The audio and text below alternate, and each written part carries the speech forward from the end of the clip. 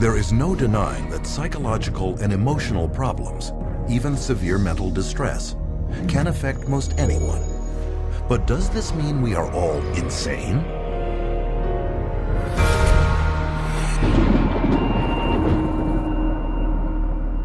What causes psychological distress? Early psychiatrists thought it was an imbalance of the humors that could only be cured by bleeding patients with knives or leeches.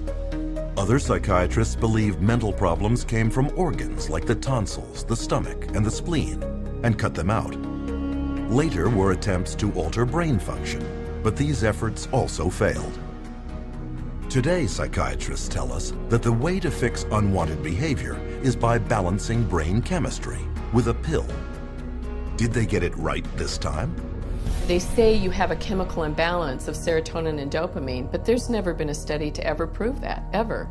It's just been indoctrinated into the culture and television advertising to the point where people now believe it as fact.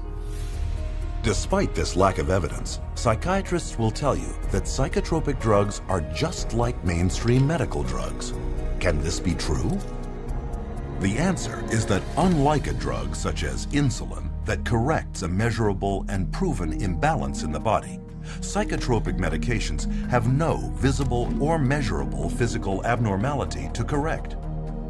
Here is evidence of a bacterial infection. Here is the psychiatric disorder, attention deficit hyperactivity disorder. Here is a broken arm.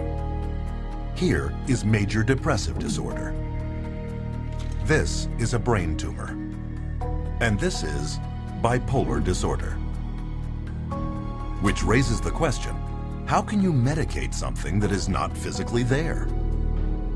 The answer is, you can't. And furthermore, because psychotropic drugs are specifically designed to get past the body's natural defenses and into the brain, they can upset the very delicate processes the brain needs to ensure the body runs smoothly. Every time you throw something into the system that's foreign to the system, you're creating imbalances elsewhere within the system. The body changes as a result of taking the medication, so when you stop taking the medication, the body's got to change back to the way it was before, if it can, because it can't always. And in doing so, it disrupts the whole system. This is what creates the sometimes serious side effects. Paxil was the drug that gave me insomnia. I would cry very easily on it, and I completely lost my appetite within the first 2 days of taking it. It didn't help me study, it didn't help me do anything. I didn't even want to do work because I was so sick. The psych meds didn't help me at all. They made matters, I'd say probably like 10 times worse for me, maybe even 20. Only now I was further impaired by the medications, and I started having car accidents. They put me on Zoloft, and it made me want to kill myself. And I realized that those drugs were just destroying me. Even when I was on them, I realized that they were destroying me. In spite of the crippling effects of their drugs, psychiatrists and drug companies have used them to create a huge and lucrative market worth billions. And they've done this by naming more and more of life's problems as medical disorders, requiring psychiatric treatment. For example, shyness becomes social anxiety disorder. Loss of a loved one, major depressive disorder. Homesickness, separation anxiety. Suspicion, paranoid personality disorder. Having ups and downs, bipolar disorder. Distractibility, ADHD. This is why it is almost impossible for anyone to see a psychiatrist today and not be diagnosed with a mental illness. And a diagnosis of mental illness means psychotropic drugs. When a patient goes into a psychiatrist's office and asks for help, probably 98, 99, maybe even 99.9% of people are going to receive a medication. And these medications have been estimated to cause over 700,000 serious adverse reactions a year and 42,000 deaths. Meanwhile, the psychiatric industry rakes in $1/3 of $1 trillion a year. The issue isn't whether or not people's emotional problems are real. They are. What we really should be asking is, how did psychiatrists convince people that these problems were signs of mental illness? How did they use these illnesses to create a demand by doctors and the public for psychotropic drugs? And how did these drugs, with no known curative powers and a long list of side effects, become the standard treatment for every problem in life?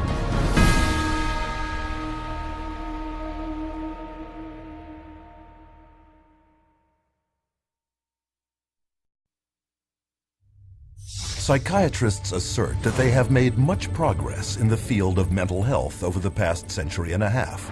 To prove this, they claim a history of great advancements in the area of psychotropic drugs. But is this parade of brain chemicals the scientific breakthroughs they are leading us to believe?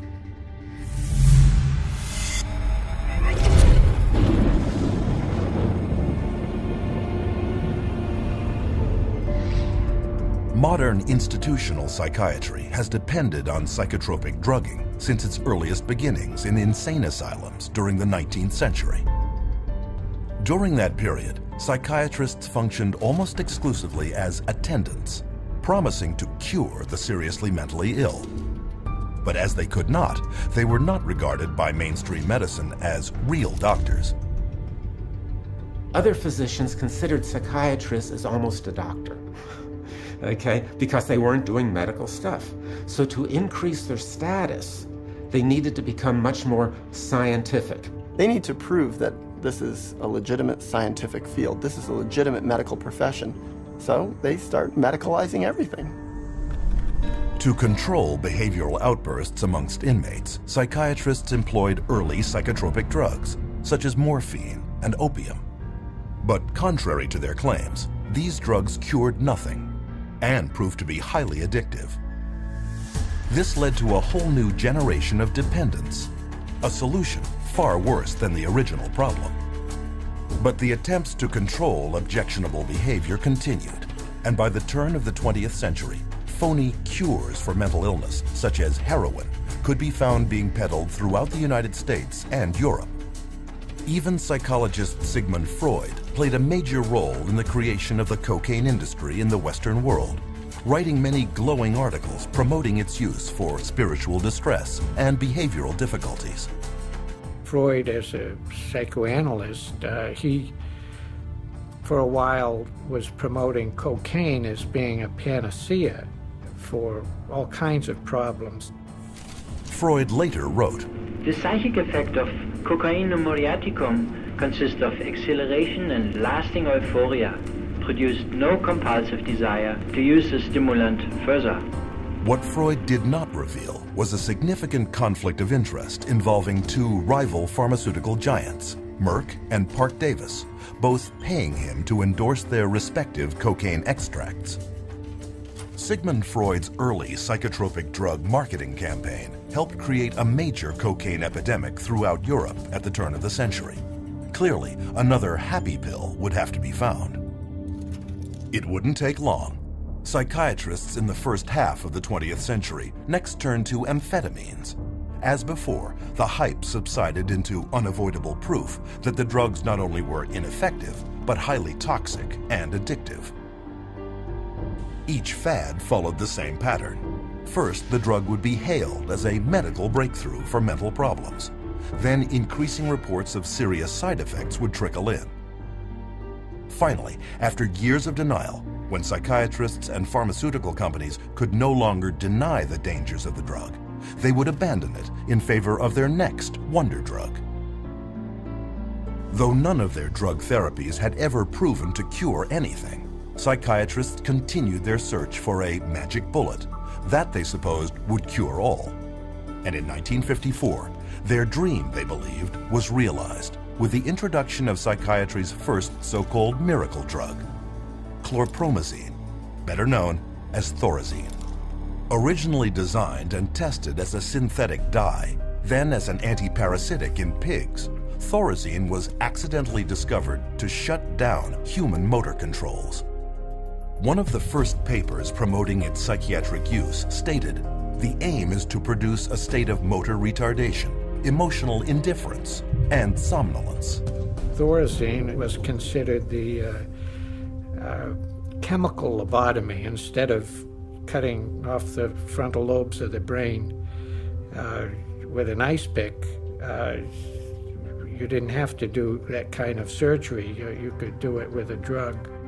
Thorazine proved so lucrative in immobilizing patients exhibiting unwanted behavior that its maker, SmithKline & French, organized a major promotional campaign around the drug, including paying influential psychiatrists as speakers, organizing media campaigns, and even producing national television shows, a prelude to the mass drug marketing we see all around us today. Thorazine at that time was thought of as a miracle because it was able to reduce the symptoms of psychosis and schizophrenia at that time that they knew about it. It emptied all of the psychiatric housing units. The campaign was wildly successful. SmithKline & French's income soared by over 500% in the following 2 decades, with Thorazine supplying over a third of the drug company's revenues in 1970. Eventually, an estimated 250 million people worldwide had been on Thorazine and drugs in its class, 23% more than the entire population of the United States. The floodgates had been opened. SKF and the psychiatrists on its payroll had proved that through marketing, there could be big money in psychiatric drugs. But it wasn't long before Thorazine was revealed to have problems of its own. Thorazine chronically led to really serious problems such as tardive dyskinesia, which is a movement disorder that's very, very bothersome, and supposedly it's irreversible. The tongue darting, the muscle jerking, the eyes rolling back in the head. Most people were sometimes permanently damaged by it. So they were going to have to live their life with this neurological problem that was actually created by the pharmaceutical industry with their medication. Because Thorazine so hindered mental functioning, its use had to be limited to institutions.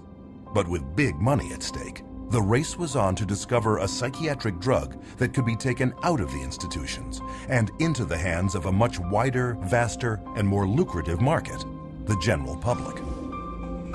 Since they were emptying the institutions of all these psychotic patients with the advent of Thorazine, now they had to find different ways to treat people. So what better way than to go into the community and have an office and bring in your everyday person, or your executive under high stress, or mama who's taking care of all the kids, and they needed some way to create a therapy for them. In 1955, that drug was approved. Its name was Miltown, the first of the so-called minor tranquilizers.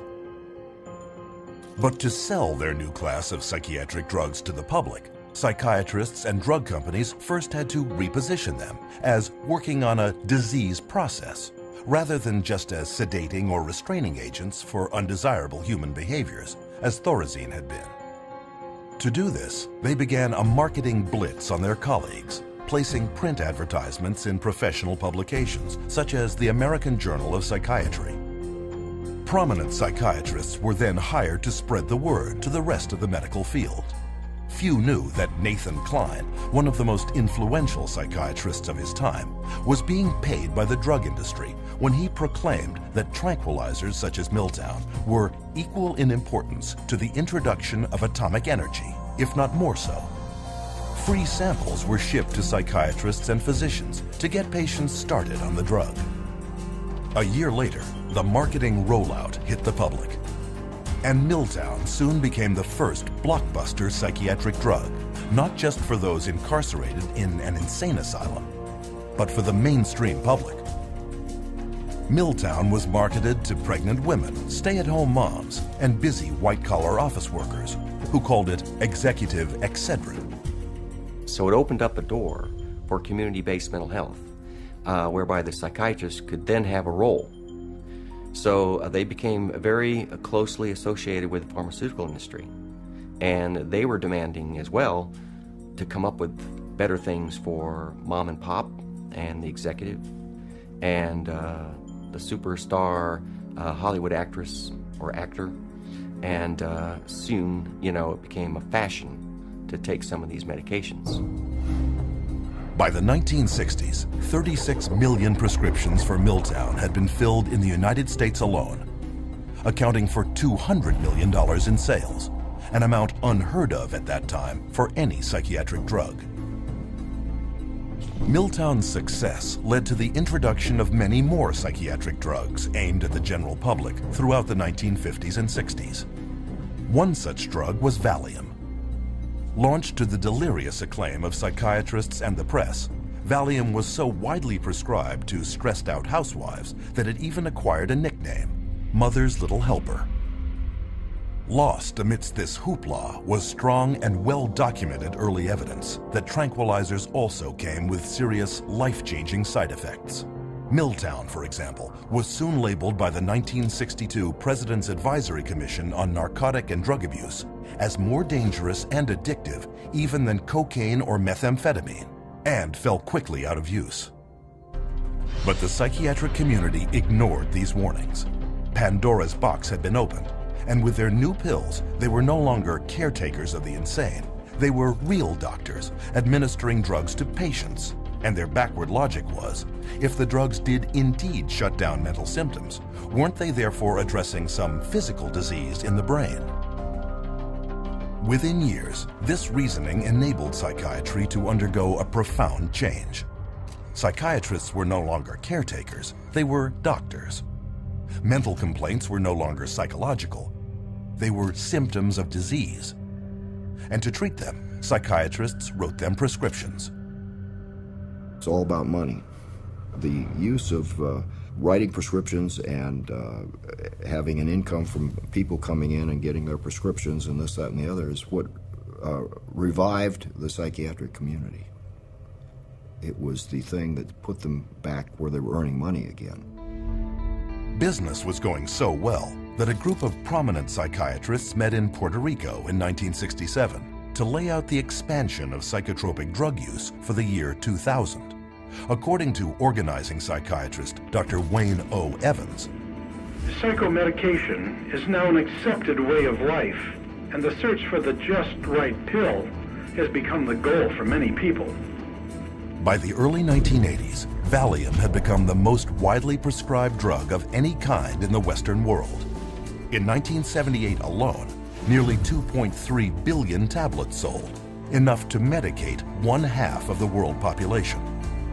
The business of psychotropic drugging had gotten so out of hand that at a 1979 hearing on the use and abuse of benzodiazepines, one United States senator commented that the whole pitch appears to be to sell, market, sell, and market. But bigger things were yet to come. The next drug that became a rage was Prozac. And of course, Prozac was not for anxiety, but for depression. And all of a sudden, the diagnosis of depression starts multiply. The number of people who are diagnosed as being depressed starts multiplying substantially. Prozac was released amid great fanfare, with tales of miraculous recoveries, sick minds made well, and ruined lives restored. And all with almost no side effects or addiction, or so its manufacturer claimed. Many new antidepressants quickly followed, also pitching instant psychological relief with little downside. And with this, mainstream psychiatry abandoned psychotherapy for pharmacology forever. In a bold and effective marketing coup, the world was told that these new antidepressant drugs were not just for the depressed, but lifestyle drugs for a choose-your-mood society. But almost immediately, evidence emerged that claims of universal safety and effectiveness were far from the truth. The adverse side effects of this class of drugs includes things like sexual dysfunction, agitation, facial involuntary movements of the face. Some of the psychiatrists in their books describe the tongue darting in and out of the mouth as an adverse side effect of SSRI drugs. Within 10 years, staggering details of side effects such as violence and suicide could no longer be ignored, with an estimated 3.9 million adverse events on Prozac alone. Black box warnings alerting the public to significant risks of violence and suicide were issued, once again against loud protests from drug companies and organized psychiatry. But when the patents of antidepressants expired, just as predictably, psychiatrists and drug makers finally admitted the truth. But now they claimed here was a new scientific breakthrough that would change everything. A new class of drugs called the atypical antipsychotic, newly approved to treat both schizophrenia and a then obscure mental disorder dubbed bipolar disorder. Suddenly, the diagnosis of bipolar disorder became the rage, with diagnosis rates soaring by thousands of percentage points in a matter of years. What is clear is that the patents run out, and the drug companies are always looking to maximize their profits, so they research new drugs, and they can keep them patented for about 17 years and charge monopoly prices. And then when the patent wears off, often the next one comes along.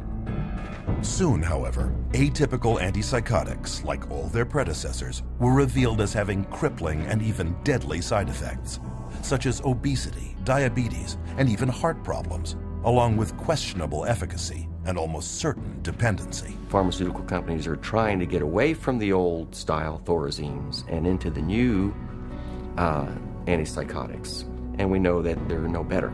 So today's new and improved antipsychotic is no better than the old Thorazine, which was the miracle drug for psychiatry. Today, the same cycle continues, with breathless news coverage of new chemical treatments promoted as breakthroughs. Even hallucinogens such as LSD and ecstasy are now being tested for future psychiatric prescription. Psychiatry has a wonderful history of coming up with one label after another, all to cover up their own inadequacies and their own inability to get a product, which means to cure somebody or to truly honestly help somebody. So their solution is always, let's come up with another syndrome that person has. It's one alphabet soup label after another. And just when the public starts catching on to that the experts may be telling us a story, we move on to the next realm of drugs. Psychiatry has become basically pharmaceutical management in America. That's what psychiatrists do. If you went to a surgeon, you would expect to get cut. If you go to a psychiatrist, you expect to get medicated. That's what psychiatrists do. A century and a half later, two questions remain. Where is the science that backs psychiatry up? And how long will the public continue to be fooled by false hopes, hype, and outright lies?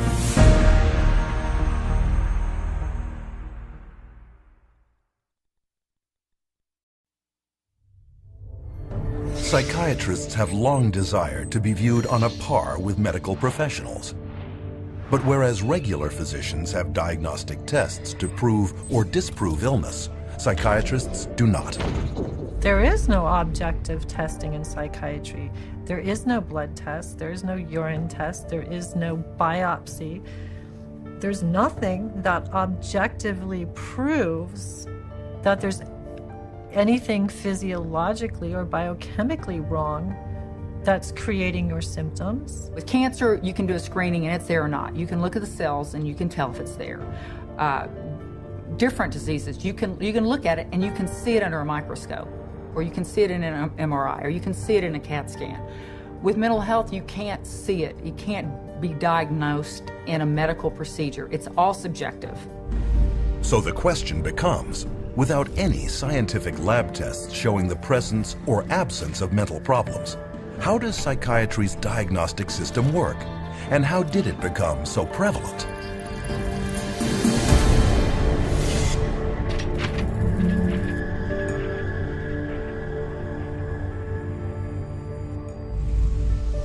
Psychiatry's search for scientific grounding has been going on for well over a century. In the late 19th century, German psychiatrist Emil Kraepelin was the first to attempt to classify mental problems as medical disease states. Though he devoted his life attempting to prove that these problems came exclusively from biological and hereditary sources, he never could, finally concluding it was nearly impossible to scientifically distinguish the normal from the insane. In spite of Kreplin's findings, psychiatrists persisted, with many efforts at classification throughout the years, resulting in the first edition of the Diagnostic and Statistical Manual of Mental Disorders, published by the American Psychiatric Association in 1952. A small spiral-bound 130-page handbook, DSM-1 described 112 so-called mental disorders, based not on standard scientific procedure, but contributions from a write-in ballot mailed to 10% of the APA's member psychiatrists. With the release of its second edition in 1968, the DSM had now grown to 145 disorders. Still not based on any science, though packed with theories on the origins of its illnesses. But with the sudden surge in popularity of psychiatric drugs such as Miltown and Valium among the general public, the psychiatric community realized that a biological explanation to justify prescribing them had to be found. And they found it in a paper written by psychiatrist Dr. Joseph Schildkraut. Though he had no means of discovering what normal brain chemistry should consist of, Schildkraut theorized that mental problems might be caused by a biochemical imbalance of neurotransmitters in the brain. It's a great line, the chemical imbalance. There's no evidence for it. There is no way you can measure or document that such a thing occurs in the first place. There are no lab tests to see what your neurotransmitter levels are or how much you need and how off your balance is. Chemical imbalance sounds good, sounds scientific, but whereas, as we know, there isn't any way to measure what the balance is. There is no identifiable chemical imbalance in the human brain other than the chemical imbalance that comes from putting a medication in that brain. And so we've been sold that there's a chemical imbalance, but there's no science to back that up. Though Schildkraut was never able to prove his chemical imbalance theory, it was too late. The psychiatric community had already adopted the theory as a plausible-sounding medical explanation for the mental disorders listed in the DSM. But without a test confirming a chemical imbalance, psychiatrists were still bedeviled by a severe inconsistency of diagnosis. Not only that, but psychiatrists were often unable to tell the sane from the insane. This point was driven home in 1972 in the famous Rosenhan experiment, where a total of 8 perfectly healthy volunteers each presented themselves at a mental institution, claiming to hear voices in their head that only said the words empty, hollow, or thud. No other psychiatric symptoms were stated. The result, each of the volunteers, including Dr. David Rosenhan himself, was immediately committed into the institution. The moment we were admitted to the hospital, we abandoned our symptom, and we behaved the way we usually behave. The question was, would anyone detect that we were sane? The answer was, no. No one ever did. All but one was diagnosed as schizophrenic. They were only discharged after admitting they were indeed mentally ill and in remission. After learning of the experiment, the psychiatric community was furious. One hospital challenged Rosenhan to send in more volunteers, promising to catch every one of the fake patients. 3 months later, they proudly announced that of 193 patients presenting themselves, they had turned away over 41 who were pretending mental illness and considered another 42 suspect. The problem was, Dr. Rosenhan hadn't sent in a single person. 70 years later, Emil Kreplin's conclusion that psychiatry could not distinguish sanity from insanity had once again been proven correct. In his study, Rosenhan concluded, any diagnostic process that lends itself too readily to massive errors of this sort cannot be a very reliable one. It wasn't just the embarrassment of the Rosenhan experiment that caused psychiatry's leadership to take a new approach to diagnosis. With the rapid expansion in the psychotropic drug business, psychiatry underwent a seismic shift in the way it promoted mental illness. And the third edition of the DSM, spearheaded by psychiatrist Dr. Robert Spitzer, took a decidedly brain-based biological approach. Unlike its predecessors, the proposed DSM-3 assumed that mental problems derived from physical abnormalities of the brain. And instead of describing possible psychological causes for mental distress, DSM-3 would simply provide clinicians with checklists of symptoms. However, these descriptions were broad enough to apply to anyone at any time of life. With no science to back them up, these newly proposed disorders and the checklists that went with them were subject to intense negotiation, compromise, alteration, and heated debate. Psychiatrist David Schaffer, who attended the DSM-3 conference, observed, "People would shout out their opinions from all sides of the room, and whoever shouted loudest tended to be heard. My own impression, is coming straight from England, was it was more like a tobacco auction than a sort of conference." Many committees are established to determine what should and shouldn't go into the DSM, the current revision. And a lot of the committee activity is based upon, could be personal bias, political pressure, the trend that may be in vogue then, and other things that are non-medical. Well, in the DSM, I mean, they vote in diseases. I mean, they get together, the panel of psychiatrists look and decide, is this a disease or is this not a disease? How many of you agree this should be a disease? They have a show of hands. They said 20 people in the room, 12 vote for it, 8 vote against it. Bingo. They have a disease. Tell me that that's science. One psychologist reported that during discussions of the proposed criteria for masochistic personality disorder, Spitzer's wife protested about one symptom of the disorder, to which Spitzer responded, "Okay, take it out." Scientific or not, once a disorder is voted into the DSM, it is very hard to vote it out. On rare occasions, however, this too has occurred. Homosexuality, a mental illness according to DSM 1 and 2. After gay rights activists picketed their 1973 convention, the American Psychiatric Association buckled to political pressure and decided by a mail-in ballot of its member psychiatrists to remove it from DSM's next edition. What happened? It wasn't like, there's some objective evidence that at one point it was a disease and we cured the disease and now it's a lifestyle choice. No, it was cultural. We became more liberal in this country and decided, okay, it's fine.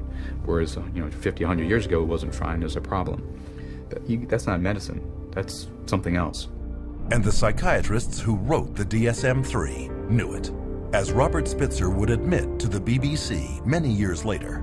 What happened is that we made estimates of prevalence of mental disorders totally descriptively, without considering that many of these conditions might be normal reactions, which are not really disorders. That's the problem. But instead of learning from their mistakes, the American Psychiatric Association published the DSM-4 in 1994.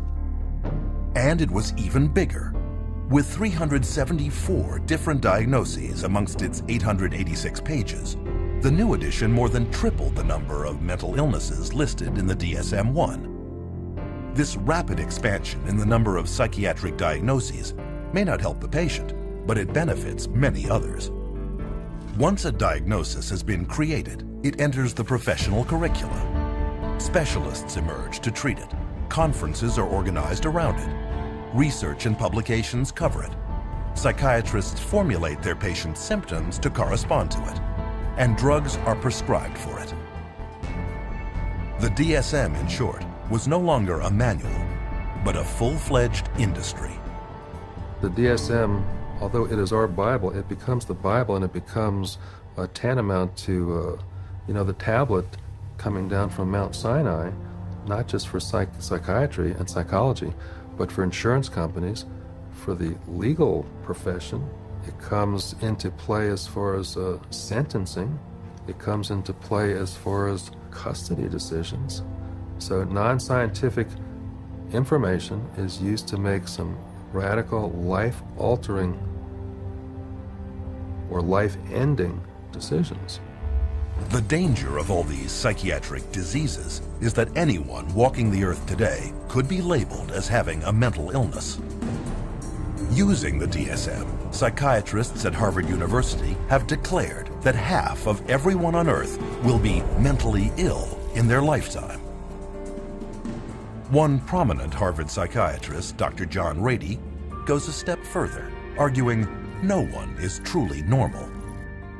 Though the American Psychiatric Association has quietly acknowledged the lack of evidence for Joseph Schildkraut's chemical imbalance theory, the claim is still flogged in the media and passed on to patients every day.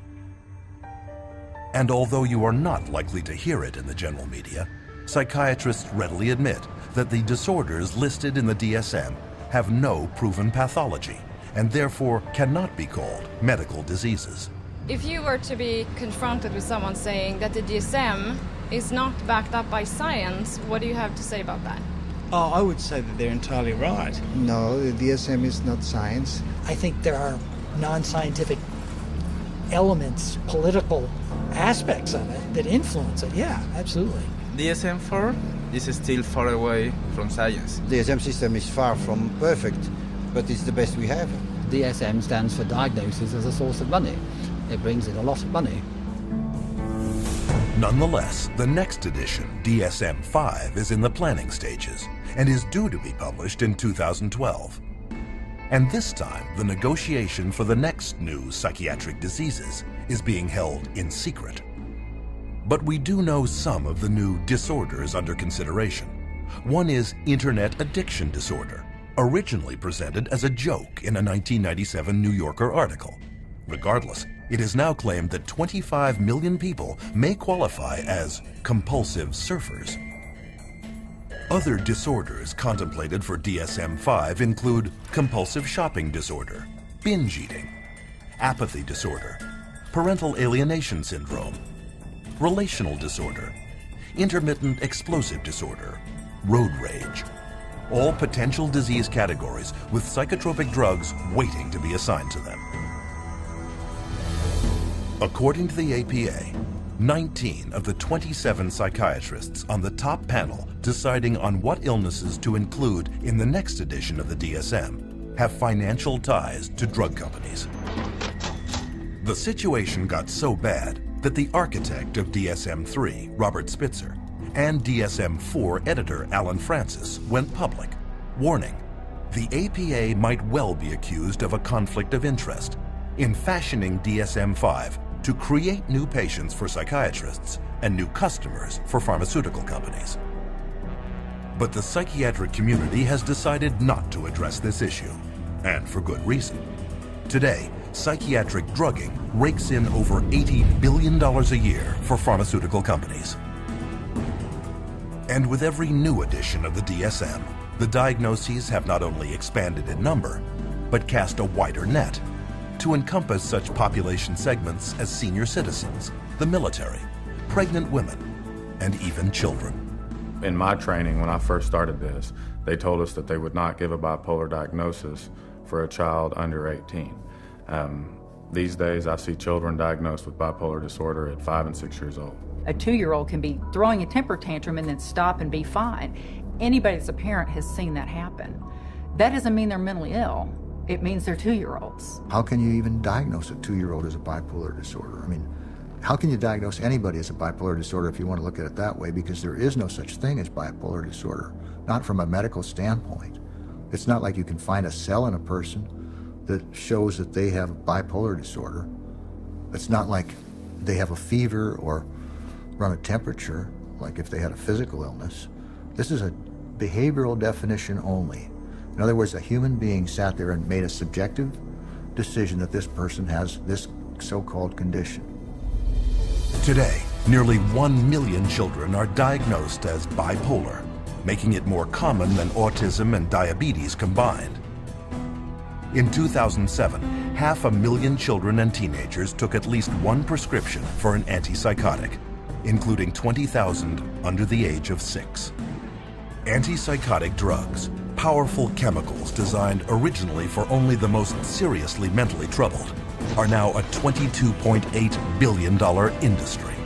If you spent days reading the newest DSM, you would be able to diagnose every human being that you ever saw. And with the diagnosis comes a treatment. The DSM most definitely helps in the prescribing of drugs. It legitimizes the process of pulling out the prescription pad. Because here is this disease entity. The disease entity is addressed with this medication. And the DSM is in the service of making things reductionist into very simple, simplistic ways of looking at things. That makes it easier for the pharmaceutical company to create a medication for. The only thing that we've left out of that equation is the person. And the average person is completely unaware that psychiatric diagnoses are not medical, but merely voted on behaviors. Which leads us to our next question. How do psychiatrists take these invented disorders and get people to believe they have them?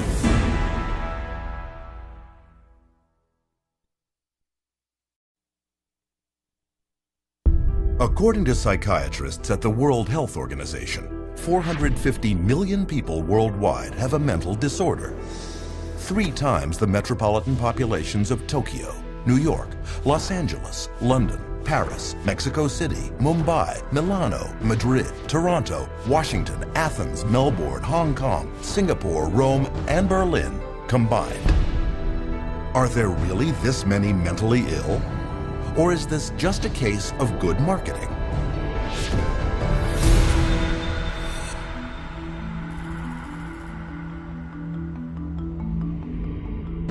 In early 1999, the United States was confronted with news of a frightening new disease epidemic. You blush, sweat, shake, even find it hard to breathe, posters read, with the tagline, "Imagine being allergic to people."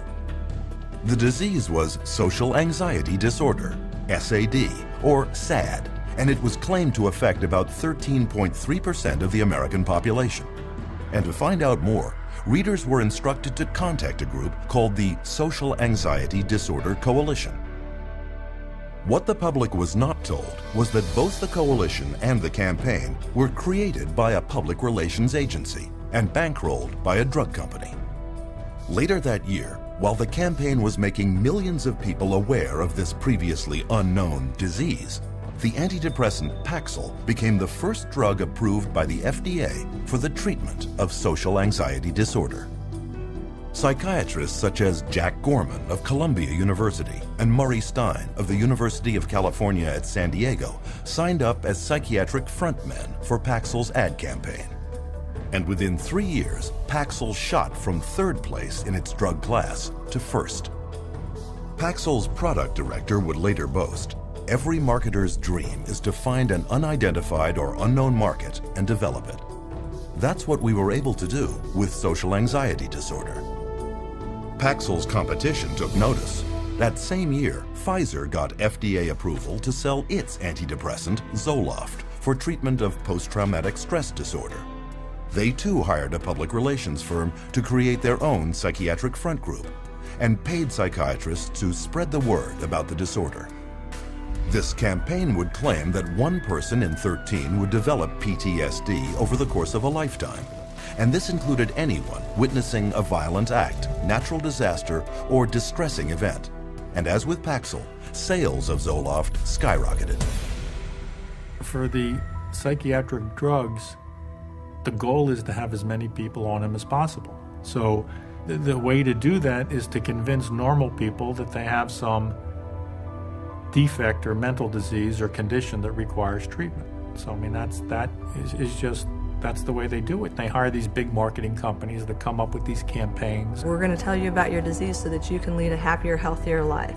Oh, and by the way, we have a drug too that helps to treat this disease. This practice of selling sickness is known as disease mongering, a term defined by the late journalist Lynn Payer as trying to convince essentially well people that they are sick, or slightly sick people that they are very ill. On Madison Avenue, disease mongering is accomplished through a strategy known as condition branding, where mental illness is pitched just like cars, beer, or laundry detergent. And according to top New York branding guru Vince Parry, no therapeutic category is more accepting of condition branding than the field of anxiety and depression. where illness is rarely based on measurable physical symptoms and therefore open to conceptual definition. Parry then suggests to executives 3 principal strategies for what he called fostering the creation of psychiatric illness.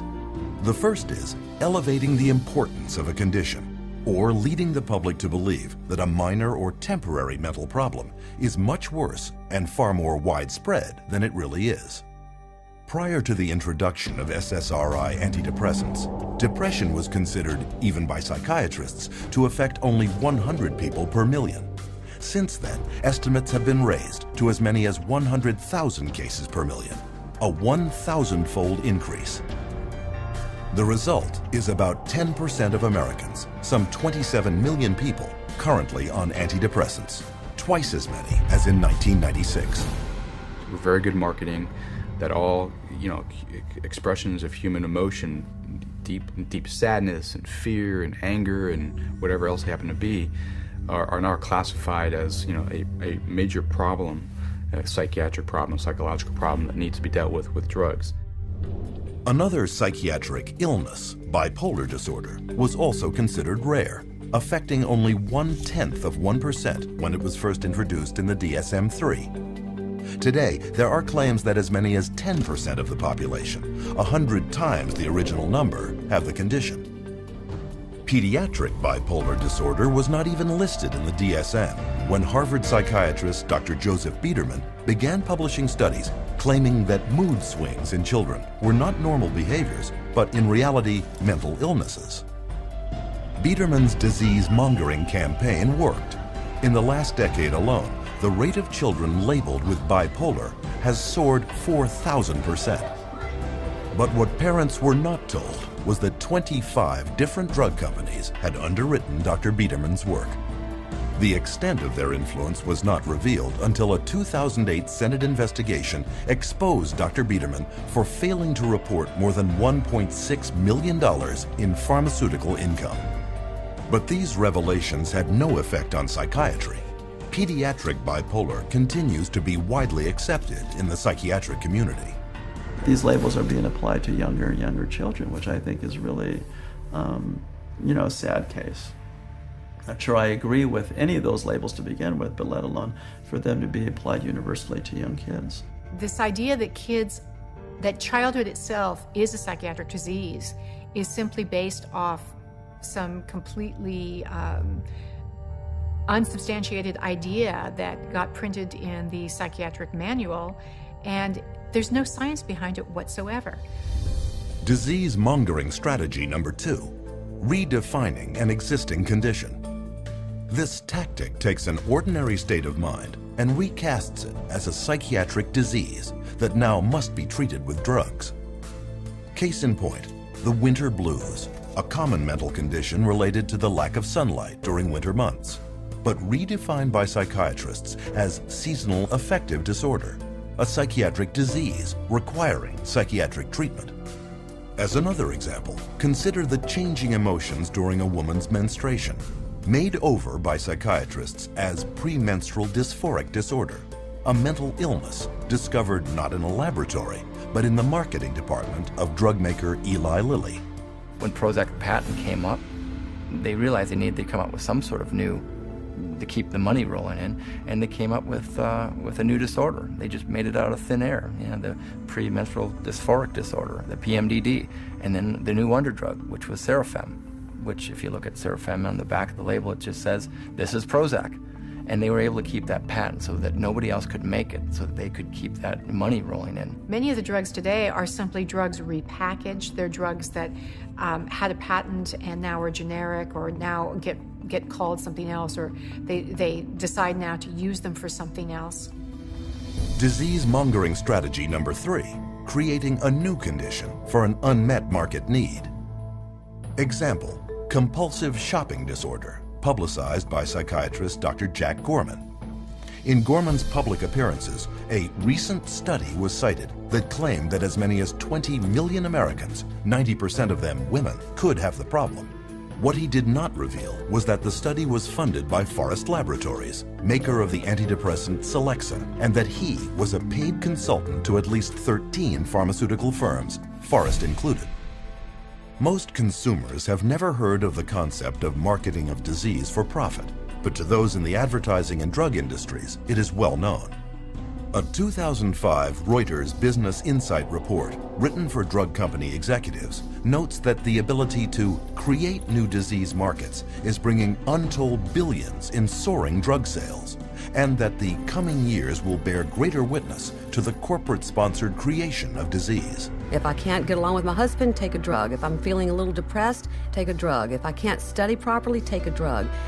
We've become a fast food, what I call a fast food, fast drug society. One might then ask, is anyone questioning this rampant increase in extremely questionable and scientifically unproven mental diagnoses? In April 2006, the British Medical Journal inadvertently found out when they published a groundbreaking study announcing a newly discovered psychiatric disease, motivational deficiency disorder, or MODED. Characterized by lethargy and an unwillingness to work, MODED was claimed to affect millions. But when media outlets around the world uncritically broadcast the news, the journal told the truth. The study was part of their April Fool's Day edition. But the joke made its point. Disease mongering works. Even people without any mental illness at all can be deemed at risk and recommended drug treatment. One study published in the Journal of the American Medical Association urged all stroke victims to take an antidepressant to prevent depression, whether they were depressed or not. It was later discovered that its authors had an undisclosed financial relationship with the maker of the antidepressant Lexapro. Preventive drugging is the wave of the future. As one expert noted, there is an apparently limitless amount of money to be made from marketing pharmaceutical remedies for diseases, and even more from remedies to reduce risk factors for disease.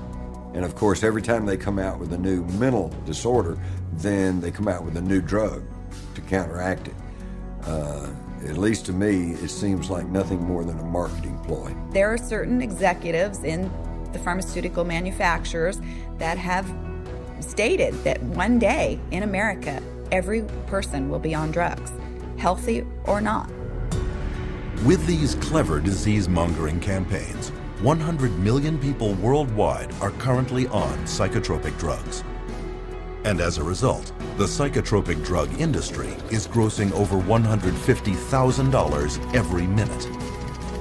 Observed one consumer advocate, you can sell hundreds of millions of dollars worth of a drug, even a bad drug, if you have the right marketing campaign. Which leads us to our next question.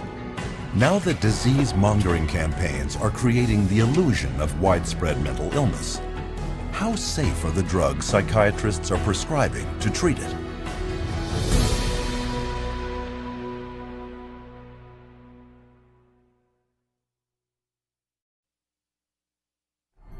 In modern psychiatry, psychotropic drugs have become the weapons of choice.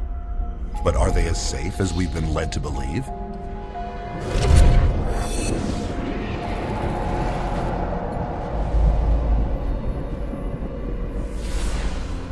International regulatory bodies, such as the United States Food and Drug Administration, require that all drugs be proven safe and effective before they can be released. To accomplish this, pharmaceutical companies must conduct thorough and exacting clinical trials that prove the safety and efficacy of their drugs prior to marketing.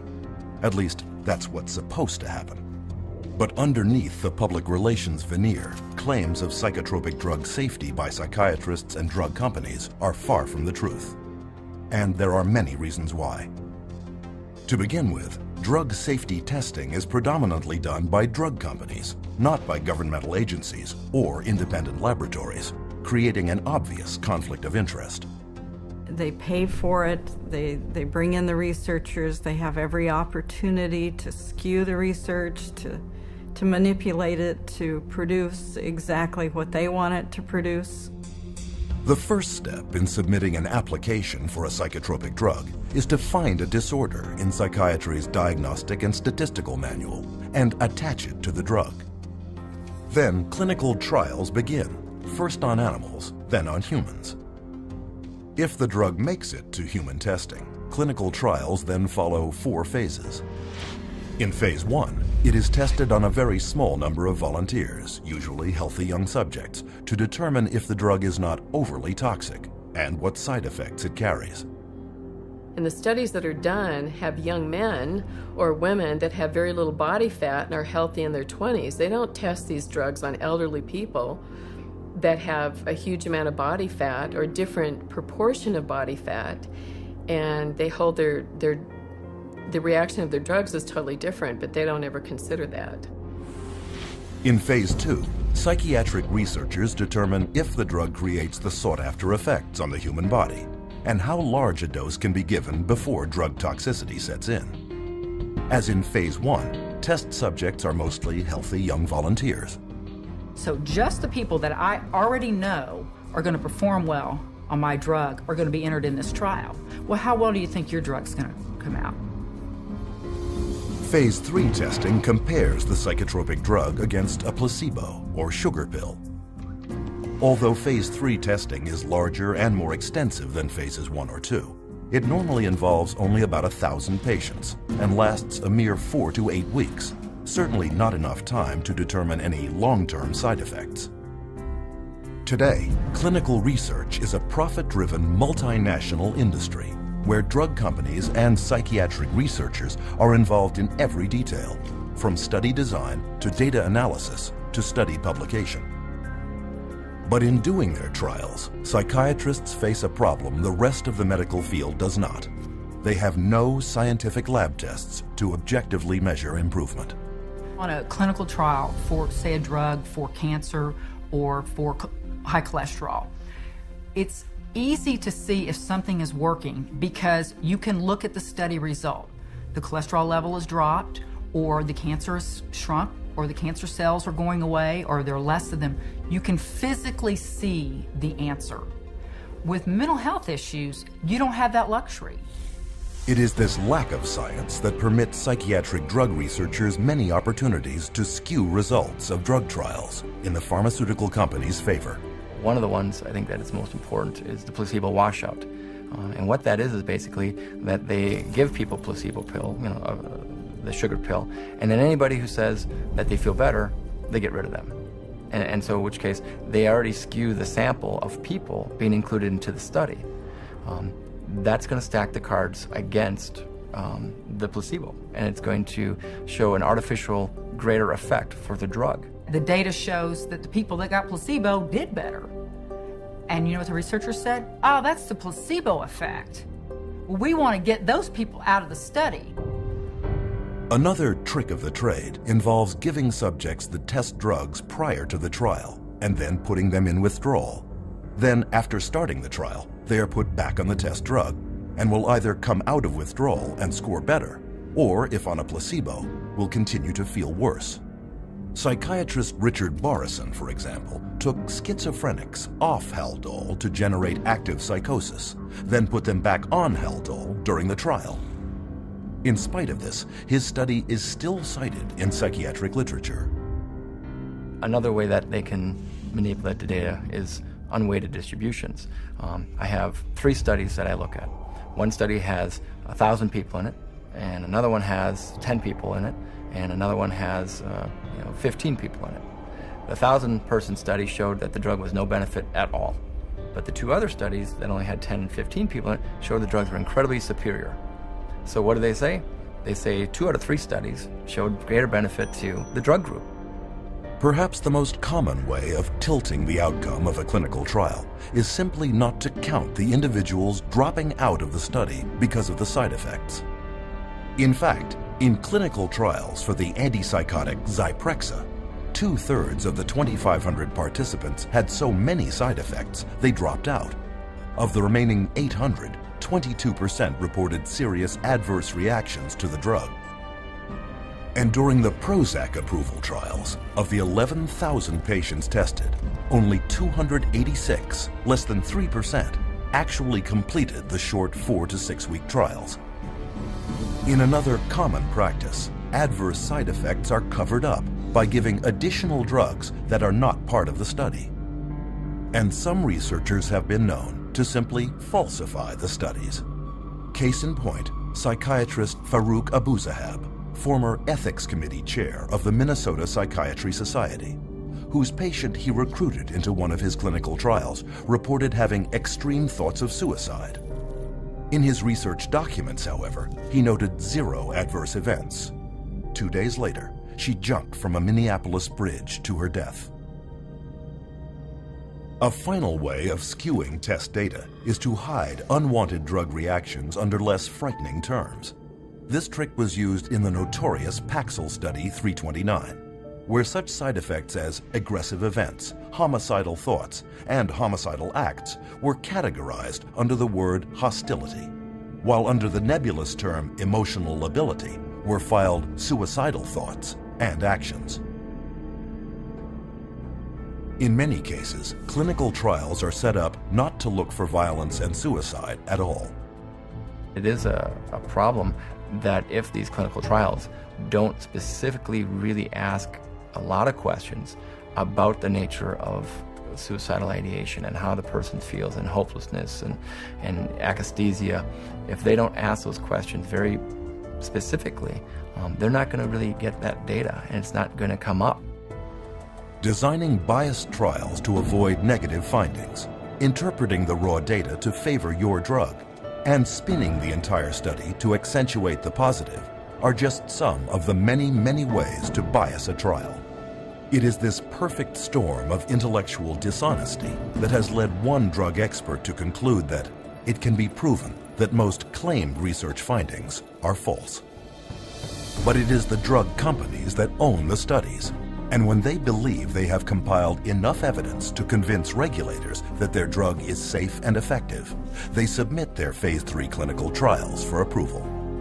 The FDA only requires that 2 clinical trials be submitted, so drug companies can conduct as many studies as it takes to find the 2 that have the best chance at FDA approval. You only need 2 positive trials against placebo, and it doesn't matter if you did 1,000 as long as you get 2. And it's amazing, sometimes they actually don't.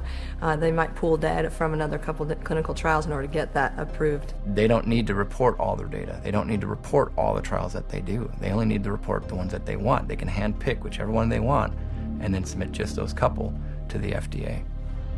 As FDA Director of the Division of Neuropharmacological Drug Products, psychiatrist Paul Lieber complained, the sponsor could just do studies until the cows come home, until he gets 2 of them that are statistically significant by chance alone, walks them out, and says he had met the criteria.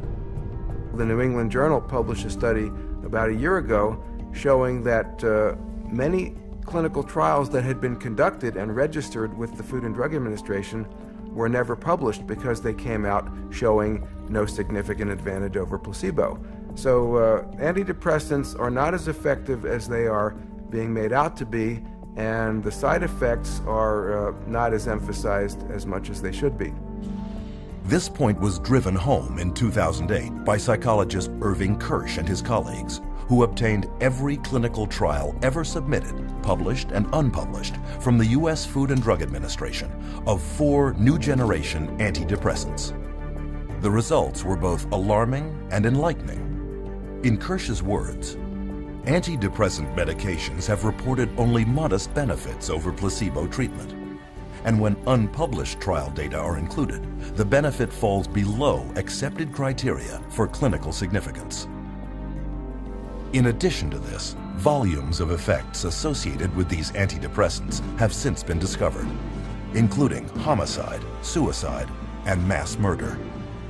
People really don't realize that from the beginning there's been a question of how marginally efficacious these drugs really are apart from placebo.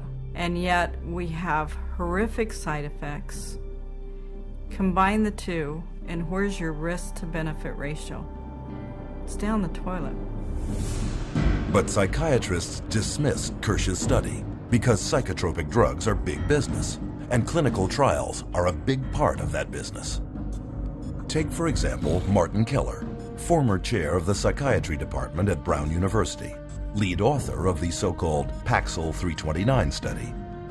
This clinical trial, which tested hundreds of children on the antidepressant Paxil, found that the drug was generally well tolerated and effective, which in scientific terms is glowing praise. And the study's list of co-authors, 22 of the most prominent key opinion leaders in psychiatry. I mean, that was a lot of people, but they were the who's who of psychiatry, and this was going to be a publication that I think, took them, into the end zone on getting their approval for kids. With the FDA's blessing, Paxil became a blockbuster in the child and adolescent market, with sales of $55 million in 2002. It wasn't until the New York State Attorney General's office sued in 2004 that the truth finally came out. The raw data showed that not only was Paxil no more effective than placebo, but the young patients on Paxil were 6 times more likely to have suicidal thoughts. In fact, this data also revealed that 11 of the 93 children on the study developed serious side effects, of whom 7 had to be hospitalized. But according to Keller's own administrator, many of those children were either dropped from the study or coded as non-compliant to avoid having to be counted. While admitting no guilt, the drug company settled out of court for $2.5 million, less money than Paxil was grossing every 7 hours. Hundreds of civil suits followed, but when Dr. Keller, as lead author of the Paxil 329 study, was deposed by attorneys, he would not admit to much. I can't remember exactly what I said. I don't remember anything specific about any of these meetings. If my name wasn't on the top, I wouldn't remember ever having seen it. If I saw them, I don't remember. The answer is, I don't remember. I don't recall if I was. I don't recall asking him, which isn't to say that I didn't. I want to pick up on the question Mr. Coffin asked you about the 5-fold increase of the Paxil kids experiencing suicidality over the placebo kids. Do you recall those questions? I do. And you said that you weren't particularly aware of that, except for with regard to a manuscript that was sent to you in confidence by GSK? Correct. That actually is not correct, though. I mean, this was an issue that had been presented to you by a number of different reporters that you personally responded to. Is that correct? I don't remember. How could Dr. Keller have known so little about the drug study of which he was lead author, and which he himself used to promote Paxil for children in prominent medical journals and conferences? The ultimate publication of Study 329 was ghostwritten by an agency hired by GlaxoSmithKline, and eventually they, after the manuscript was written, they put Martin Keller's name on it as an author. There again, and maybe you can tell me where I can find it in the paper. No, I'm asking you if you were aware. I don't remember the specifics. And then we finally showed him a document from GlaxoSmithKline where GlaxoSmithKline says that the study was entirely flawed. It was a complete failed study, and it certainly didn't show that Paxil was remarkably efficacious for treating children and adolescents in depression. Can you read that into the record, please? Essentially, the study did not really show Paxil was effective in treating adolescent depression, which is not something we want to publicize. We asked him, with that information now, how can you tell us that it would be okay and safe to give a kid Paxil? And he couldn't answer the question. He sat back, he put his head in his hands, and for, the longest 2 minutes sat there silent. During the last 2 years of his Paxil study, Keller personally pocketed $1 million in drug company money, none of which he disclosed in his published research. When people look at the field of psychiatry and they hear all these reports in the New York Times and Boston Globe, and they see this psychiatrist or this psychologist, took money and didn't disclose it, they wonder, well, is this causing up biases, in the field? I think that's a legitimate concern of the public because of the fact that it is true. With this level of corruption pervading the testing of psychotropic drugs, one is left with the question, where are those who are entrusted with our protection?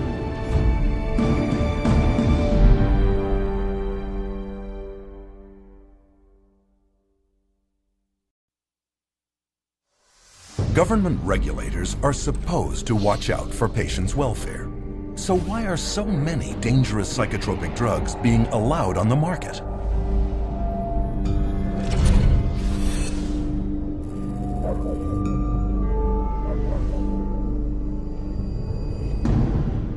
At one point, the U.S. Food and Drug Administration was considered the gold standard in drug safety. But this is no longer the case with psychotropic drugs, where psychiatrists and drug companies have virtually taken over the approval process. FDA drug advisory panels that recommend the approval of psychotropic drugs have long been filled with psychiatrists with financial ties to drug companies. One study showed that 92% of FDA advisory meetings in the last decade included at least one member with conflicts of interest. In response to the accusation of conflict of interest, the FDA says that they have tried to find mental health experts without drug industry connections, but can't locate any. To solve this, they issue waivers, where a psychiatrist is allowed to sit on a psychotropic drug advisory panel, despite having a financial conflict of interest of up to $50,000 a year with drug companies. The advisory panels that review drugs, most of these people are direct recipients of money from usually the drug under study, the company that's submitting the drug, and they waive the conflicts most of the time. So it's pretty pervasive, and it's quite insidious. Full waivers have been granted to the following participants: Dr. Andrew Leon for his role as a member of a data safety monitoring board for an affected firm. He receives between $10,001 and $50,000 per year. Dr. Bruce Pollock has been granted a limited waiver for his activities on an advisory board and speakers bureau for an affected firm in which he receives less than $10,001 per year. Ms. Jean Bronstein for her ownership of stock and a bond in an affected firm in which the value falls between $50,001 and $100,000.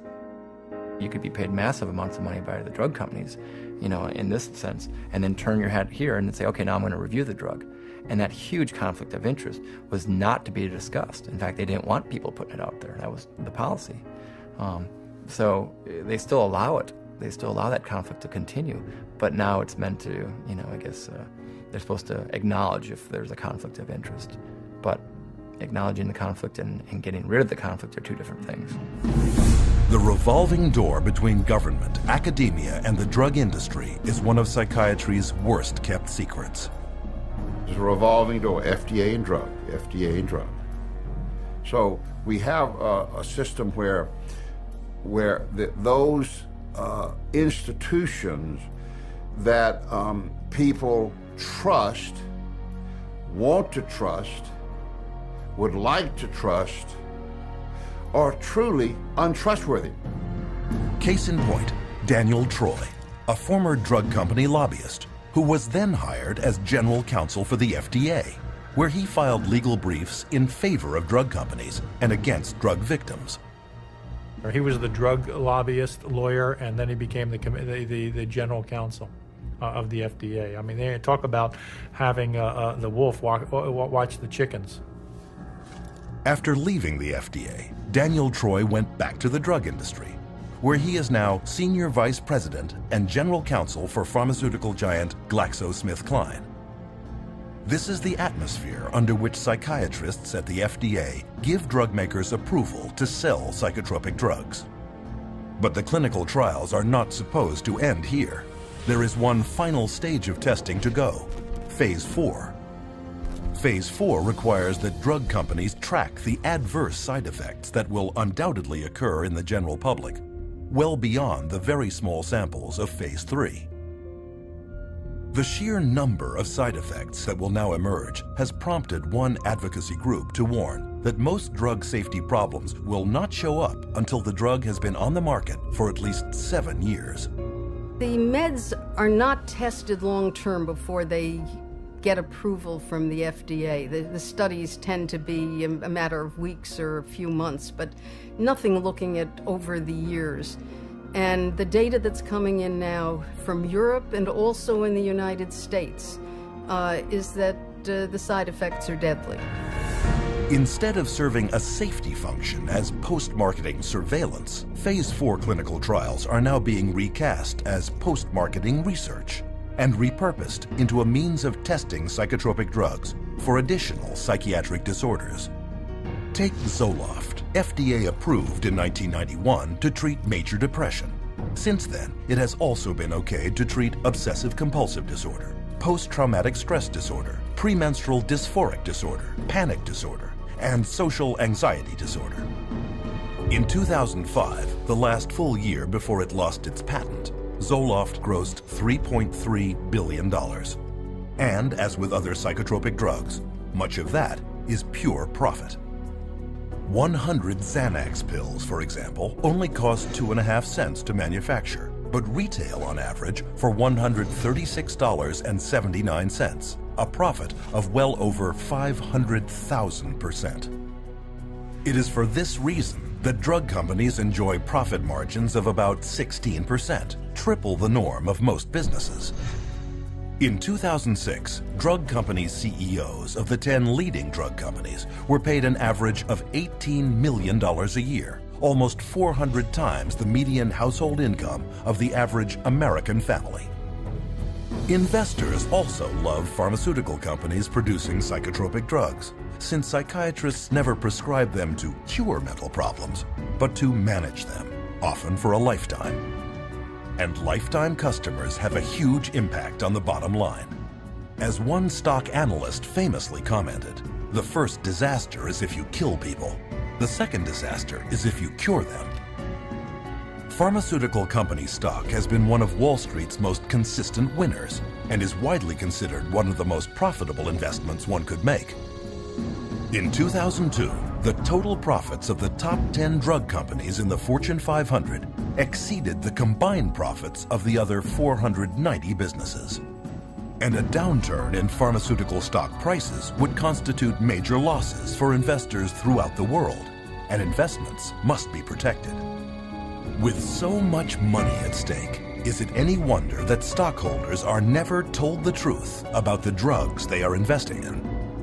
They are unaware that FDA approval does not guarantee drug safety, and that the clinical trials justifying that approval are frequently based on falsities and deceptions. But once the drug is approved, the next challenge is, how do you convince prescribing physicians that these drugs are truly safe, effective, and carrying few side effects when the drug company's own trials prove that this is not the case?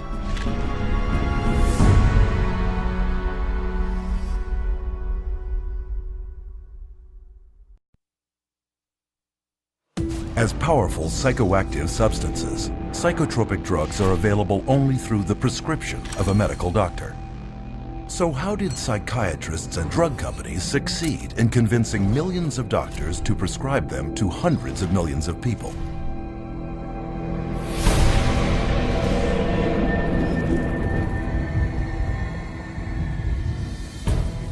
Drug companies are anxious to get their products onto the market as soon as possible. This is, after all, a business, and every day can be worth millions. To assure the public and mainstream physicians that their little-tested psychotropics are safe, drug companies spare no expense in getting psychiatrists to stand behind them, and psychiatrists are happy to take the money. It's really quite an interesting marriage that the drug companies have with the medical profession, and psychiatry primarily is a strong arm of them. This relationship is born in medical school. You go to medical school and you learn that drugs are the answer. And then you go into residency and you're told about this whole armamentarium of psychotropic drugs, and if somebody's bipolar, you use this whole group of drugs. If someone's depressed, you use these drugs, and so on. And that is the Bible. And when you're a believer, as psychiatrists are, in the Bible of psychiatry, you're in that box called psychiatry, you're not likely to stray unless you begin to think for yourself. And once out of medical school, many of these true believing psychiatrists are recruited by drug companies and groomed to be spokesmen. They know then who are the psychiatrists who are most easily influenced, and they can then invest in those doctors, take those doctors to whatever fancy resort to be educated about the latest, newest med, and those people then become the experts. They go and give the talks at the medical dinners, at the fancy restaurants, or at the drug-sponsored symposia at the American Psychiatric Association. They become the teachers in the residency training programs. Once these so-called key opinion leaders have canvassed the psychiatrists in their area, they then bridge over to mainstream physicians to convince them to prescribe psychotropic drugs. So you have the psychiatrists coming in now and teaching at an OBGYN convention where they'll give papers there, or they'll, designed to address GPs and teach the GPs how to look for and diagnose these diseases and these illnesses. And again, the psychiatrist they're the ones who are going to know. Like in the medical profession, most of the doctors will say, well, these guys are the specialists in the field. I'm going to listen to how they want me to do this so that I can do it in my own practice, and they'll follow that lead and that influence, all funded by the drug companies. Indoctrinating physicians begins at medical conferences like these, where government-mandated continuing medical education, or CME, courses are taught. I'm required once a year to have so many units of postgraduate training, and so I have to go to get my hours by approved training centers that the state recognizes, and those approved training centers are run by the drug companies. But far from being educational, these conferences are frequently produced by professional medical education firms hired by drug companies. And their psychotropic drug seminars are commonly conducted by drug company paid psychiatrists, who can be paid up to $2,500 for a single lecture. Most of the continual medical education conferences and courses are sponsored by pharmaceutical companies, and so I can guarantee you they're not going to have doctors talking about the risks of using their medications. The purpose of these conferences is clear. As one of the medical education company's marketing materials reads, whatever combination of audiences you need to motivate in order to exert maximum leverage on the marketplace, we can help you identify them, reach them, and influence their behavior. As a marketing strategy, CME works. In one study, prescription rates of doctors following medical education conferences went up 87% for one drug and 272% for another. Not surprisingly, the pharmaceutical industry now spends up to $1 billion for 371,000 such events every year. And as long as they're making money, they're going to do everything they can to subsidize medical education, medical journals, postgraduate medical education, including the educating of psychiatrists, to use as many drugs as possible. And the psychiatrists paid to give these talks make out very well. Case in point, Dr. Charles Nemiroff of Emory University. With deep financial ties to nearly 24 different drug companies, Dr. Nemiroff received $2.8 million in pharmaceutical money from 2000 to 2007. When it was revealed that he had violated federal law by failing to report $1.2 million of this money to his university, he stepped down as chairman of Emory's psychiatry department. But Dr. Nemiroff did not stop at speeches and personal appearances. He was also exposed for having financial ties to a company whose medical device he reviewed favorably in a psychiatric journal he himself edited. On another occasion, he hired 14 Emory University colleagues to write articles for a special supplement of the medical journal celebrating the 5th anniversary of the introduction of the antidepressant Effexor. Nemiroff's journal is one example of a very large problem. In one notable case, the New England Journal of Medicine printed an article whose authors had so many financial ties to drug companies that because of space limitations, the journal was forced to list them on its website. Printed out, these financial conflicts covered 3 single-spaced typewritten pages. But it goes further. In many instances, respectable journals have been fooled into publishing studies written by drug company ghostwriters, but falsely credited to prominent psychiatrists who are paid up to $20,000 to put their names on it. The pharmaceutical industry has set up companies that are educational companies, and they create papers subpoenaed evidence has found these papers where on the top it'll say author ? i.e. they haven't yet decided who to invite to be the author of this scientific paper. Ghostwriting is very common. As many as 50% of published psychiatric research papers are written by ghostwriters. Sometimes the psychiatrist paid to put his name on the article hardly even looked at it.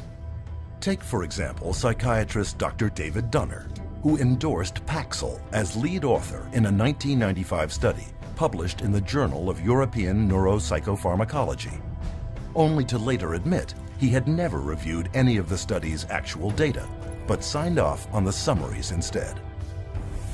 Even the FDA's top official for the review of psychotropic drug clinical trials, psychiatrist Dr. Thomas Loughran, has repeatedly signed his name to articles ghostwritten by drug companies that promote the use of antidepressants and antipsychotics. Psychotropics now labeled by the FDA itself as having high risks of suicidal behavior and premature death. Besides their considerable influence over FDA policymakers, drug companies exert extensive control over psychiatric journals by means of substantial advertising budgets. Every other page is a pharmaceutical ad that they pay for, and so they are the livelihood of the journals. That's how they get published. Medical journals are completely supported by the ads from drug companies. Without the ads, the journals would dwindle away. Doctors look to scientific publications as the objective source. It comes from this university, this research being done by these, highly revered, very well-respected leaders in my industry. If I can't trust them, it's doctor to doctor. I'm not listening to those sales reps. That's different. This is doctor to doctor. I'm listening to the big guy. And, they've taken over that process. The scientific literature now, you just can't trust it. Today, between 2/3 and 3/4 of all clinical trials published in major journals are funded by drug companies. And to influence prescribers even more effectively, drug companies will give as much as $1 million to journals for reprints of favorable trials they can later use as objective-looking marketing tools.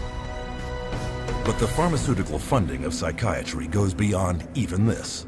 Until years of pressure finally forced a recent promise to change, the APA's national conference was largely underwritten by drug companies, as were its government lobbying efforts. But old habits die hard. At a recent APA convention, the drug companies were there, handing out food and giving psychiatrists promotional lectures called product theaters. And they get the vast majority of their funding for their associations, for their meetings, for everything from the pharmaceutical industry. So promoting pharmaceuticals is basically the only options that they have.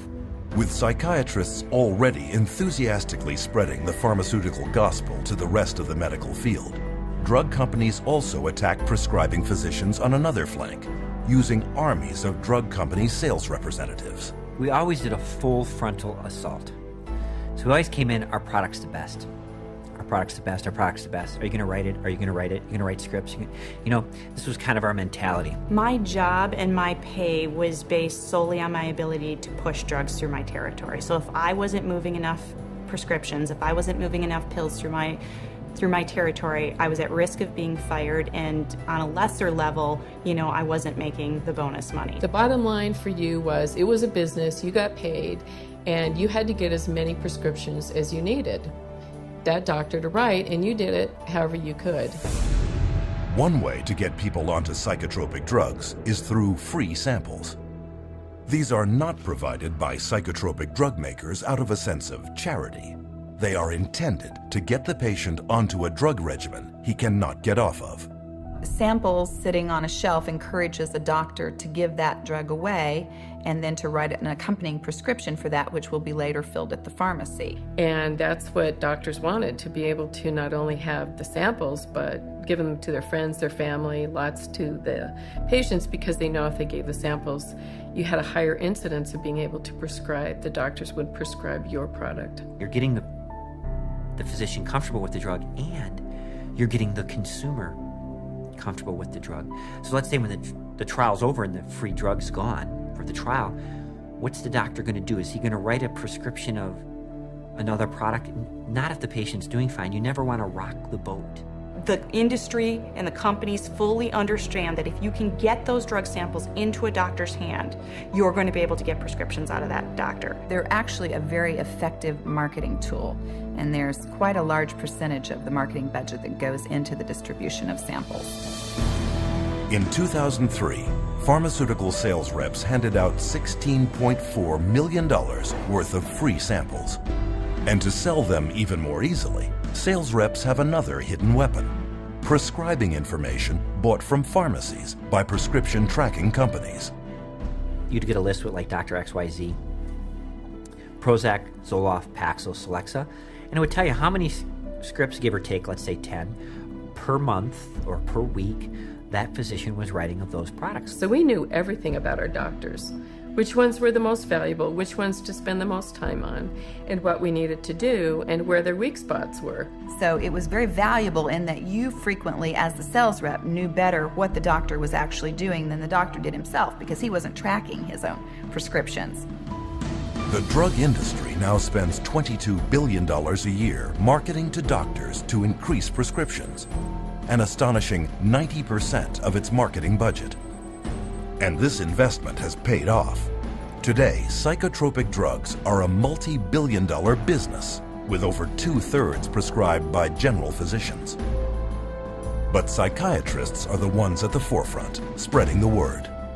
And when the use of psychotropic drugs is questioned or gets bad publicity, paid psychiatric opinion leaders deflect attacks and discredit critics. Or they may simply use their position to make the problem all go away. Case in point, psychiatrist Dr. Daniel Casey, chairman of the first FDA advisory committee that met in 1991 to decide if a warning label about increased risk of suicide should be added to the label of Prozac.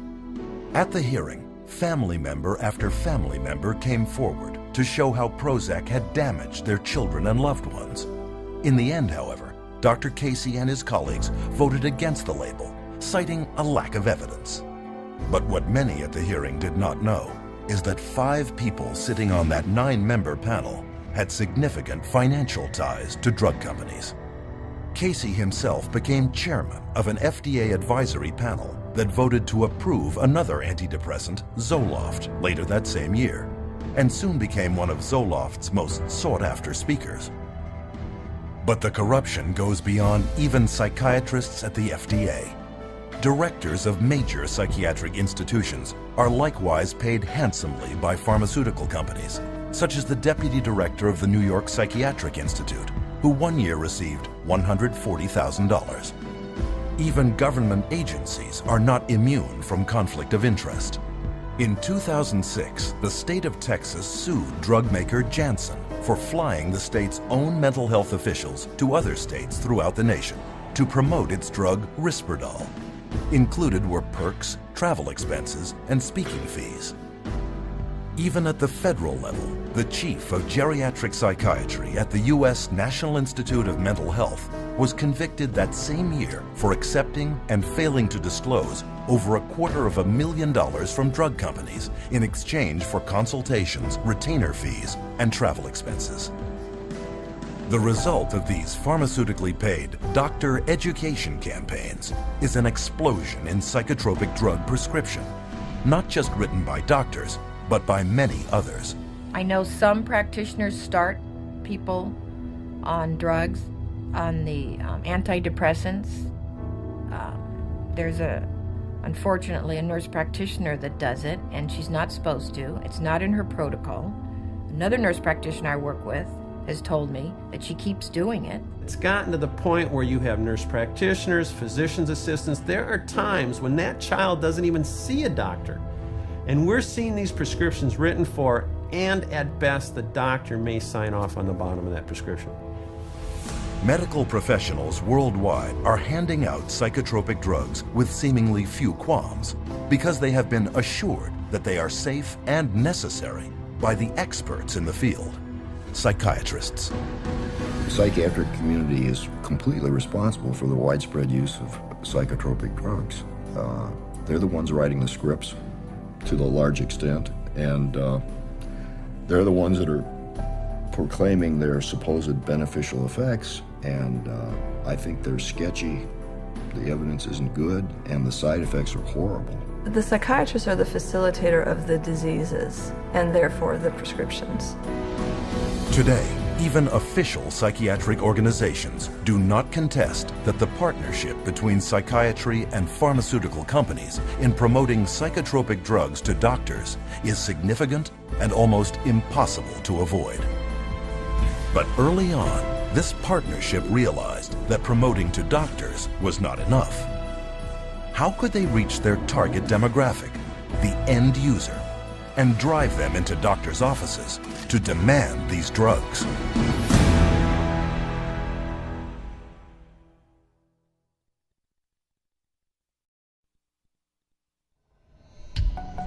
In the mid-1970s, Henry Gadsden, head of Merck, one of the world's largest drug corporations, told Fortune magazine that he wanted his company to be more like chewing gum maker Wrigley's and sell to everyone, even healthy people.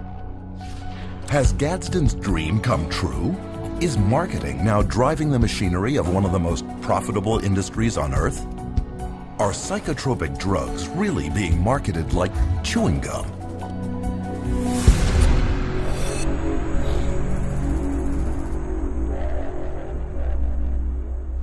Psychotropic drugs are marketed on two fronts. The first is through sales campaigns aimed at doctors, psychiatrists, and other prescribers. And on a second flank, the drugs are promoted heavily to consumers, you. Until recently, however, it was rare to see a drug advertisement on television because, by law, drug companies had to list all side effects, a list far too long for a 30 or 60-second spot. But in 1997, drug company lobbyists pressured the U.S. Congress to relax this rule and allow them to mention only some of the side effects. With this simple change, advertising psychotropic drugs on American television suddenly became possible. And this opened the floodgates to a torrent of advertising, which soared from $595 million a year in 1996 to $4.7 billion today, an increase of almost 700%. The direct-to-consumer advertising on television, they don't give that message that in order to be healthy, you need to be off drugs. They don't give you that message. They give you the message that, oh, you have a problem, you have an issue, here's the drug that'll fix you. And a lot of money is driving this message home. The average American television viewer now sees as many as 16 hours of drug advertising a year. The pharmaceutical industry reaches right into our living room on a daily basis and tries to convince us that we have this problem that they can solve with a pill. That's dangerous. If you watch any primetime TV, if you watch any primetime news, you're going to get multiple advertisements for whatever the current med is of choice. On television, there are ads now that say, you have got this condition and you're feeling miserable. Ask your doctor to give you this pill. Take this pill, it's over the counter. We're being taught, our society really pushes the idea of quick, simple answers. Ask your doctor if Abilify is right for you. Ask your doctor about Cymbalta. Talk to your doctor about Zoloft. Ask your doctor about Prestige. Ask your doctor if it's Talk to your doctor. Talk to your doctor about the risks and benefits of adding Abilify. If you can convince somebody that they've got a medical or biological problem, that the only thing that solves it is a pill, it stands to reason you're going to sell more pills.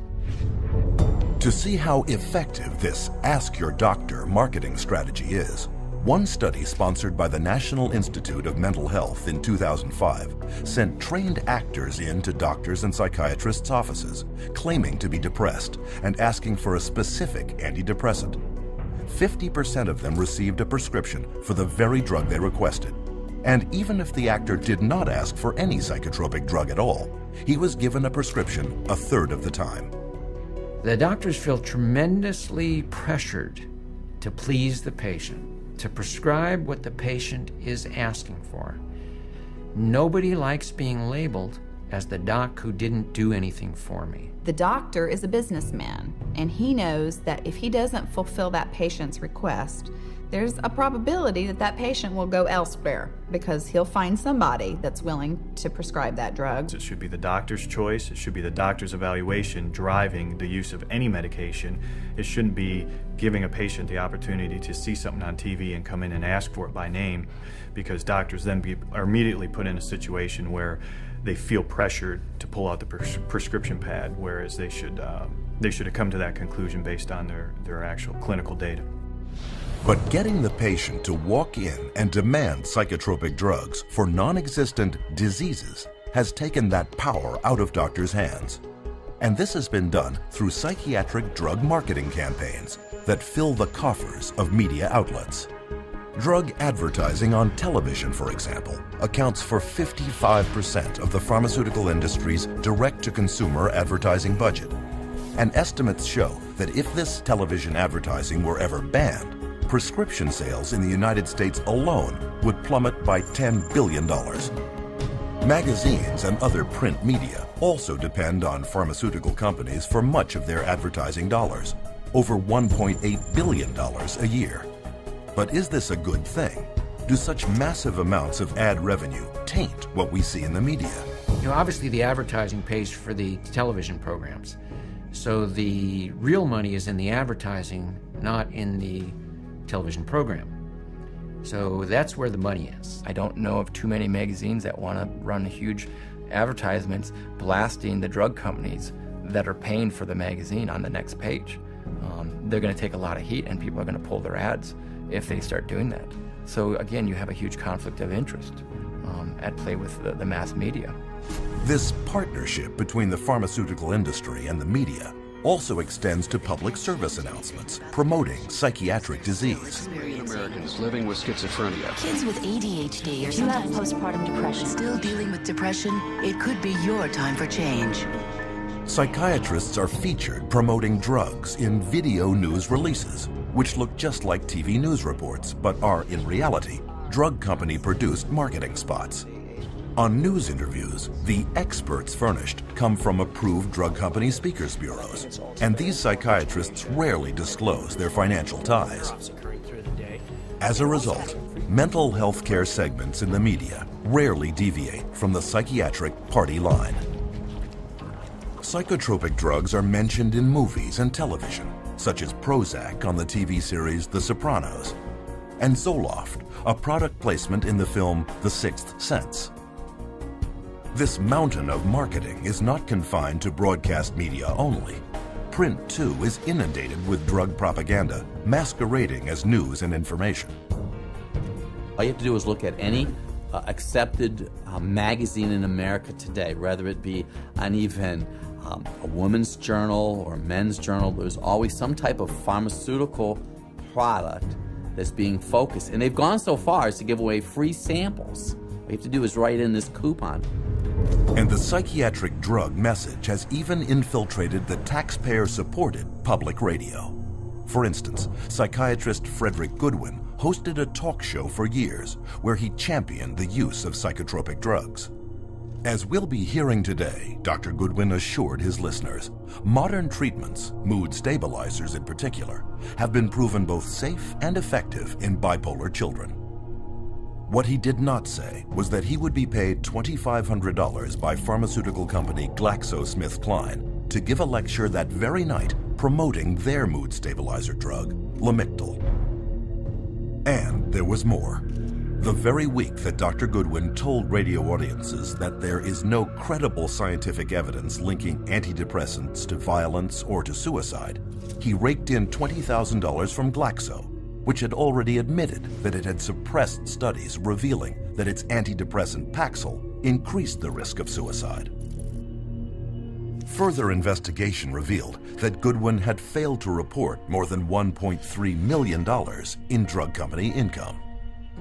Might this level of conflict of interest be preventing the mainstream media from revealing the full truth about psychiatric drugs? As long as we have direct-to-consumer advertising and the marketing dollars the pharmaceutical companies put into it, you will not hear a companion story or any information about a school shooter or a person who went to their work and killed all their family members and friends. You will never hear whether or not they were on a medication. What you will hear is how depressed they were. And you'll have consultant after consultant and psychiatrist after psychiatrist coming up and being interviewed to discuss how mentally screwed up this person was and how they weren't doing their treatment the way they were supposed to, or they didn't seek treatment when they should have.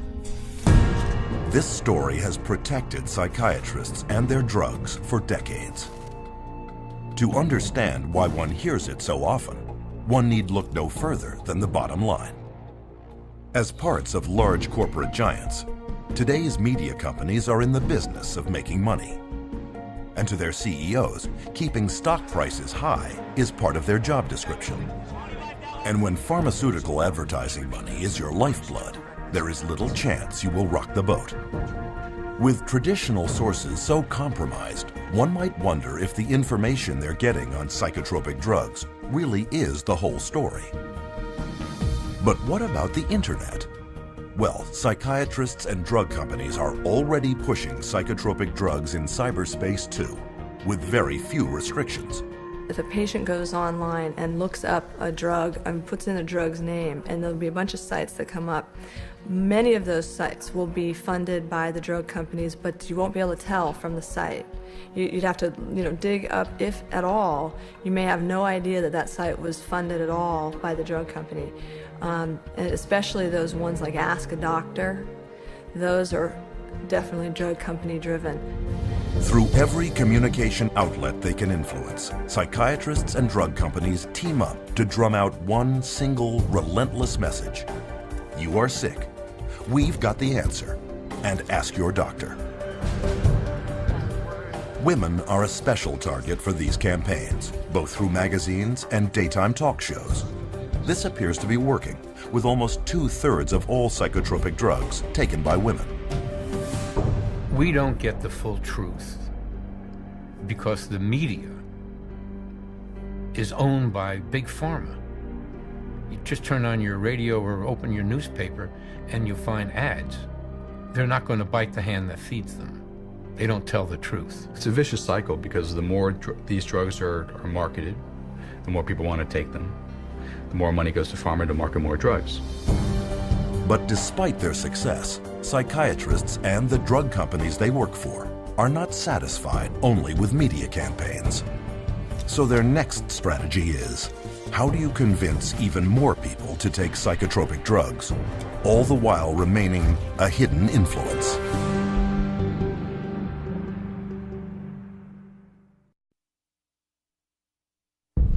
Billions are spent every year by drug companies to advertise their latest drug.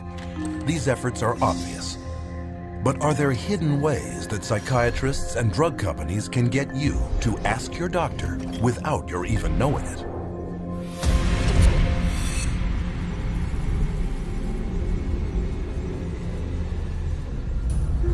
It might seem impossible that an appetite for psychotropic drugs could be created without one's even being aware of it.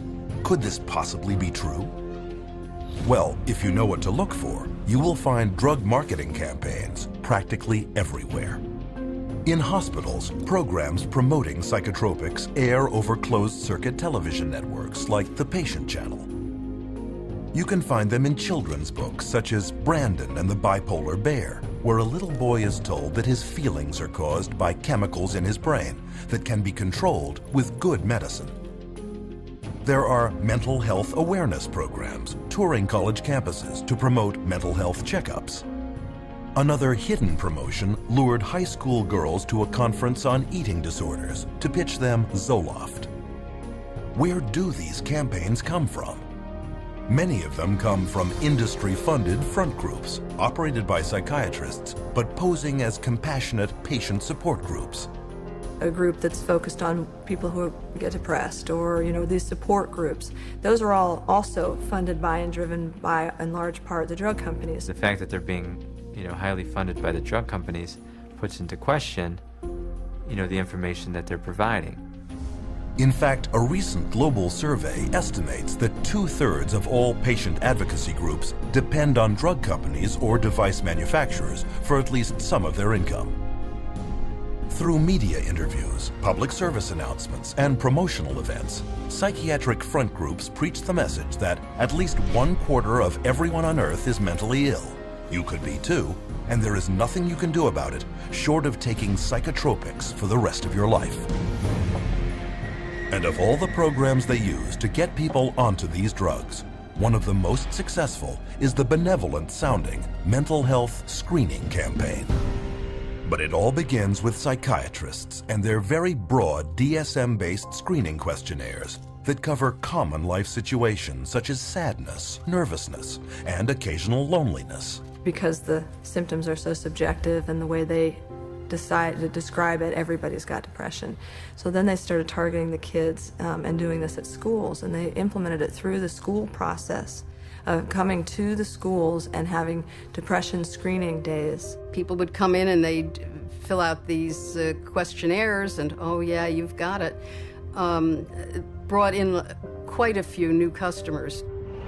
But with statistics proving that more than 1/4 of those screened at thousands of screening sites later start taking antidepressants, it's hard to see screening as anything other than a spectacular marketing opportunity.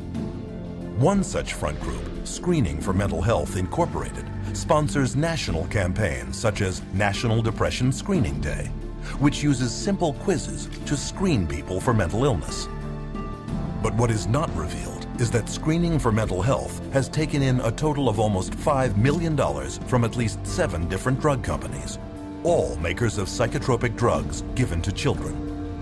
Of all demographics, these mental health screening companies especially target teenagers. Teen Screen is the biggest such screening program in the world, a U.S. national program targeting high school students under the guise of suicide prevention. Teen Screen was developed by Dr. David Schaffer, a psychiatrist with heavy ties to the drug industry.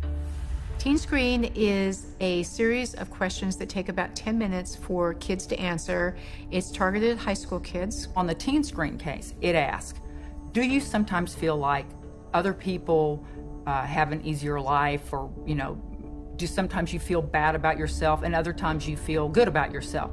Well, given where you are in that particular day and what's happened, you're going to answer that differently. Once this test comes back that the child answered it based on how his emotions were at that very moment, that information gets passed back to the school, possibly the guidance counselor, adjustment counselor, or the school counselor herself, and that child is then referred on to mental health agency. And studies now show that once in front of a psychiatrist, 9 out of 10 children are prescribed a psychotropic drug. Using alarming language and misleading statistics, Teen Screen attempts to frighten parents, fearful that their child may be suicidal. But a closer look reveals that this is not a suicide prevention program at all, but a drug marketing campaign. And this marketing and its wide diagnostic net creates a huge rate of what are known as false positives. By Schaffer's own admission, 84% of all students taking the Teen Screen test were falsely labeled as depressed or suicidal. Predictably, Teen Screen is viewed with suspicion by many parents. To get around this, Teen Screen personnel have offered school children such enticements as movie coupons or free pizza to motivate them to get their parent's signature on the consent form. To eliminate parental objection altogether, Teen Screen has even instituted a passive consent policy, whereby if the parent does not formally object in writing, the child is assumed to have gotten permission and is then screened. Typically, the permission slip that comes home is a permission slip that if you don't sign it, they will give the children the screening anyway. And for many who do complete the screening questionnaire, the results can be devastating. In Colorado, Teen Screen labeled over half of all school children as at risk for suicide, in spite of a government-documented teen suicide rate of less than 1 in 10,000. Far fewer odds than being struck by lightning. In fact, in the last decade, the American teen suicide rate has not risen, but has actually fallen by 25%. There's no data that supports that doing something like a Teen Screen is actually going to reduce suicides. they themselves have indicated that the numbers are so small, the suicide rate is so small, that you can't really get an accurate read on whether it works or not. On top of this, there is now evidence that far from preventing suicide, screening programs actually cause it. The chair of the National Institute of Mental Health Research Consortium concluded participants were more likely to consider suicide a solution to a problem after the program than before the program. And research has shown that once put on psychotropic drugs, children are more likely not just to consider suicide, but to actually follow through. That you may have more people that are so distraught by the way they are when they're under the influence of the drug that they do commit suicide. And I think it's entirely possible that they're not, instead of saving lives, they're going to be losing lives to suicide. With no evidence of effectiveness on one hand and a huge downside on the other, TeenScreen is still being run in 43 states at over 500 sites. But it is not the only screening program aimed at children. The Youth Risk Behavior Surveillance System administers a 35-minute test in at least 45 states. Yet another, Signs of Suicide Incorporated, has screened thousands of children at 3,500 schools across the United States. They too are heavily backed by pharmaceutical money. And so far, for psychiatrists and drug companies, it has been a great investment.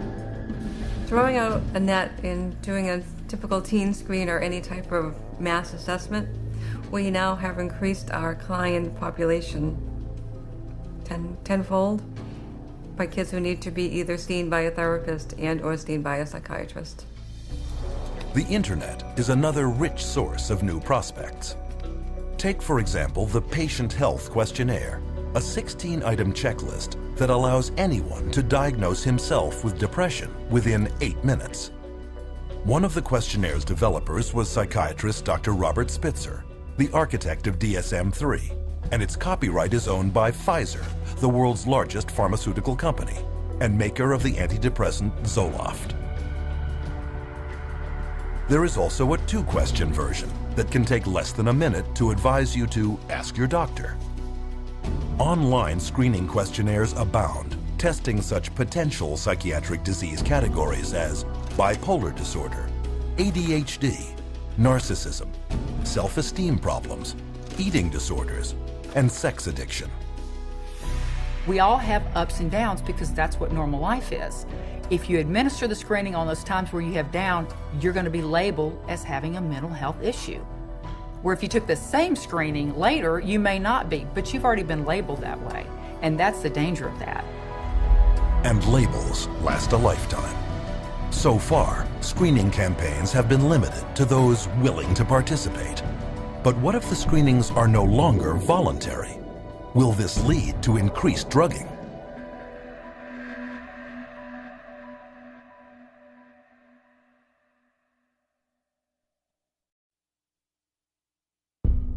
Psychiatrists insist that a mental health screening would be beneficial for everyone. But is this true? And what are the risks?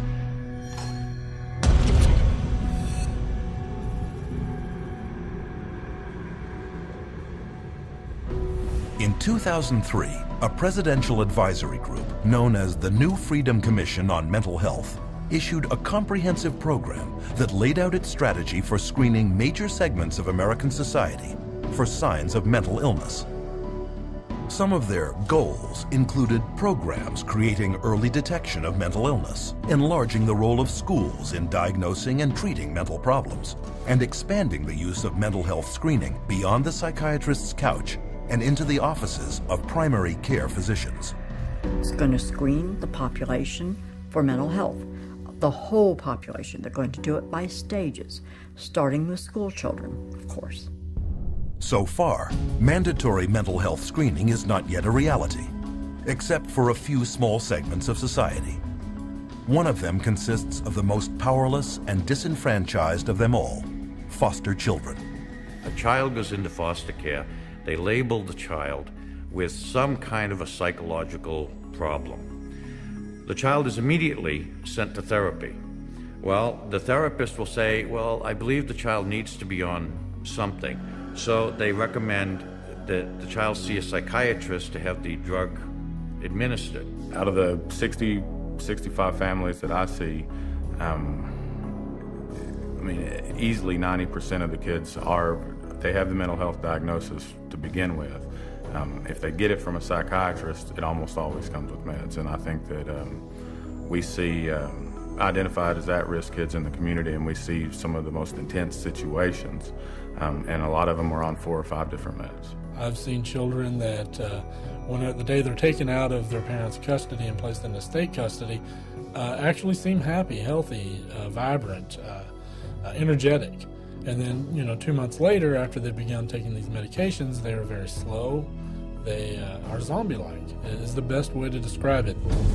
Today, all children entering Texas's foster care system receive mental health screening. The result? 60% of the state's foster child population is diagnosed and put on at least one psychotropic drug, including some children as young as 3 years old. And it is worse in other states. In Massachusetts, for example, 2/3 of children in state care are being treated for mental illness. Nationally, foster children are being drugged at over triple the rate of children in the general population, such as in the case of 7-year-old foster child Gabriel Myers, on 2 powerful psychotropic drugs, one carrying an FDA warning for causing suicidal thoughts in children when he hanged himself with a shower hose. Another market segment is active duty soldiers, who are routinely screened at military clinics, labeled with a mental disorder, and given powerful and potentially violence-inducing drugs. Iraq wasn't like Vietnam. There weren't illegal drugs everywhere. But there were drugs everywhere because, every guy on post, they knew all they needed to do was go down and see the combat stress unit, the shrink, and he was the drug dealer on post for us. Almost everybody that saw the body or experienced the event were put on some sort of psychotropic medication. Some bases where my friends were at, my fellow veterans were at, everyone, the whole platoon was on drugs. I would say about 75% of active duty military is addicted to some type of psychotropic drug. You can walk around a military barracks and you ask someone for some Prozac, and somebody's got some Prozac or some Xanax or some Zoloft. I've got friends who were in the Army with me who are now dependent on Zoloft and psychotropic drugs just because they got used to it in Iraq and they didn't ever want to get off it, and now they're dependent on it and addicted to it. We have huge numbers of military people on antidepressants, and instead of the suicide rate going down, which you'd expect if the drugs were effective, the suicide rate is going up. This last January, we had more soldiers commit suicide than we had die in combat. And what's not being brought out much yet is the fact that the large majority of these soldiers were on these drugs. We're drugging the military at a rate we've never, ever seen before. And this is just the beginning. Military mental health screening programs are planned for 43 clinics in 15 bases throughout the United States, Germany, and Italy. Studies reveal that as many as 12% of those serving in Iraq and 17% in Afghanistan are on some type of antidepressant or sleeping pill, a total of 20,000 service members. But this number pales in comparison to the number of pregnant or postnatal women that could be drugged should mandatory psychiatric screening laws for them come to pass. And when a woman is pregnant, right during the pregnancy, specifically right afterwards, her hormones are changing and sometimes raging. And to screen them and call it mental illness, if they have any type of emotional issues in any way, shape, or form, is utterly ludicrous. Even without laws mandating it, expectant mothers may be screened for mental illness and not even know it. Here are some women interviewed coming out of their doctor's offices. Have you ever been screened for mental illness? I have not been screened for mental illness. No, I've never been screened for any mental illness. I don't remember any pre-screening. I have not been. No. No? Have you ever been screened for any mental illness? No, I have not been screened for any mental illness. Did your OB/GYN or gynecologist have you fill out a questionnaire that contains psychological questions? Yes, my OBGYN did give me a questionnaire that has psychological questions. I've never been screened for mental illness. Yes, I would say the first time I went to see my OBGYN, I did fill out questionnaires about even family medical history, my mental state. I've not been screened for any mental illness or depression. I took a questionnaire at my 6-week checkup, and it basically asked me about if I was crying, if I felt depressed. Yeah, it was a questionnaire about depression. If you're depressed, or if you had any history of depression. Are you happy with your normal day? Are you happy about being pregnant? Have you ever hurt yourself? Are you happy? If I feel like hurting someone, if I was angry. Do mental illness run in your family? You know, it was very noticeable to me after the pregnancy that they're actually fishing for the postpartum depression. When I was pregnant with my daughter, before I had her, I had to take postpartum depression medicine from my 7th month on to my 9th month. And where is this screening leading?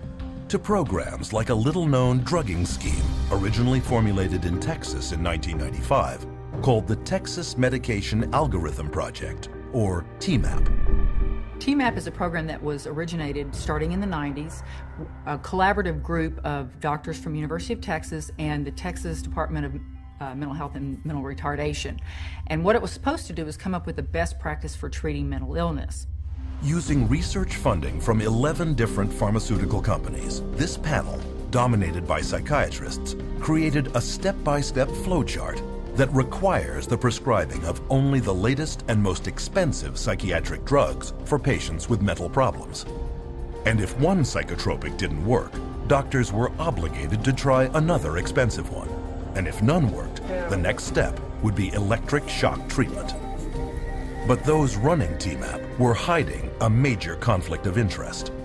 They didn't disclose that the researchers that were all involved in creating this, almost every single one of them had financial relationships with the pharmaceutical companies. But Texas isn't the only state with problems of corruption. Alan Jones was an investigator in the office of the Pennsylvania Inspector General. I learned that these monies were all coming in to the state to support and to promote a program called TMAP, the Texas Medication Algorithm Project. And so my concern was piqued very quickly that there was at least one state official who might be inappropriately receiving and dispersing monies from drug companies. They called it PenMap, but it was based entirely on the TMAP model. Also very quickly, I learned that there were other state employees who were serving on advisory boards financed through various pharmaceutical companies, and other state employees who were accepting honorariums personally, directly, from drug companies for speaking in their state capacities or official capacities. That's a felony in Pennsylvania. I saw there was a much bigger picture and attempted to surface that bigger picture and was consistently told to back off. I was told that drug companies write checks to politicians on both sides of the aisle. Back off. You will not expand this investigation into the drug companies. Continued to press the investigation, much of it on my own time at this point.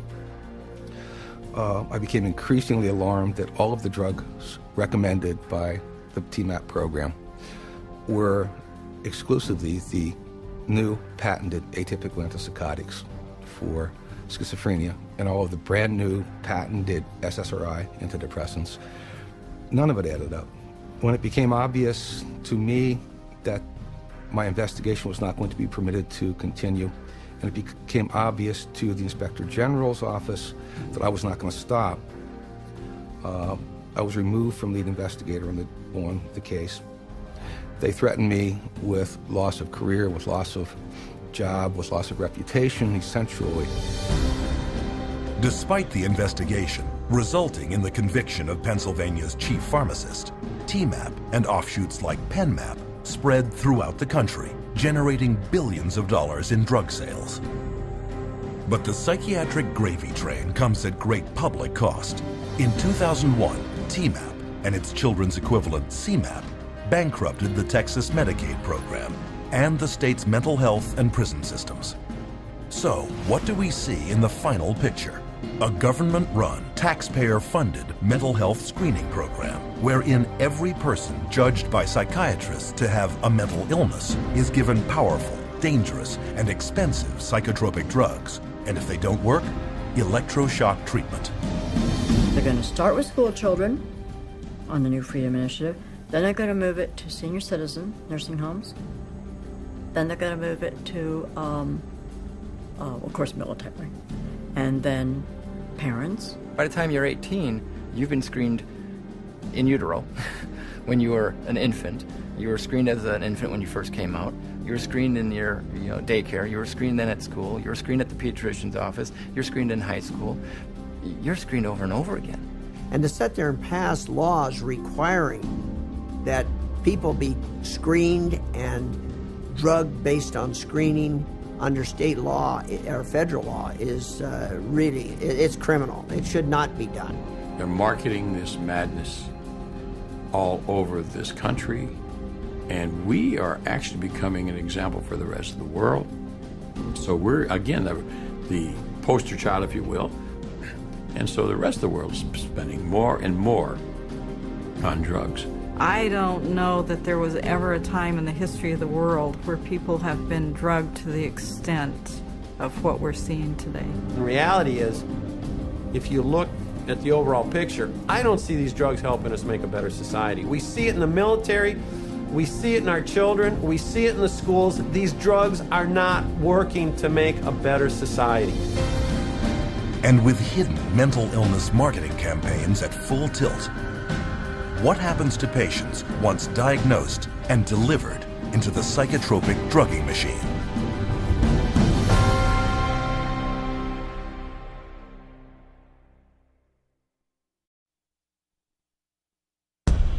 If drugs are being sold as safe and effective by psychiatrists and drug companies, why is it that we are seeing an alarming increase in consumer-reported adverse side effects?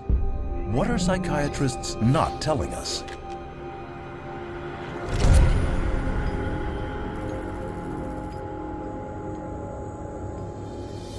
All drugs create biological changes in the human body. In mainstream medicine, those changes that are intended are called main effects. Those that aren't are called side effects. No drug is without effects, side or otherwise.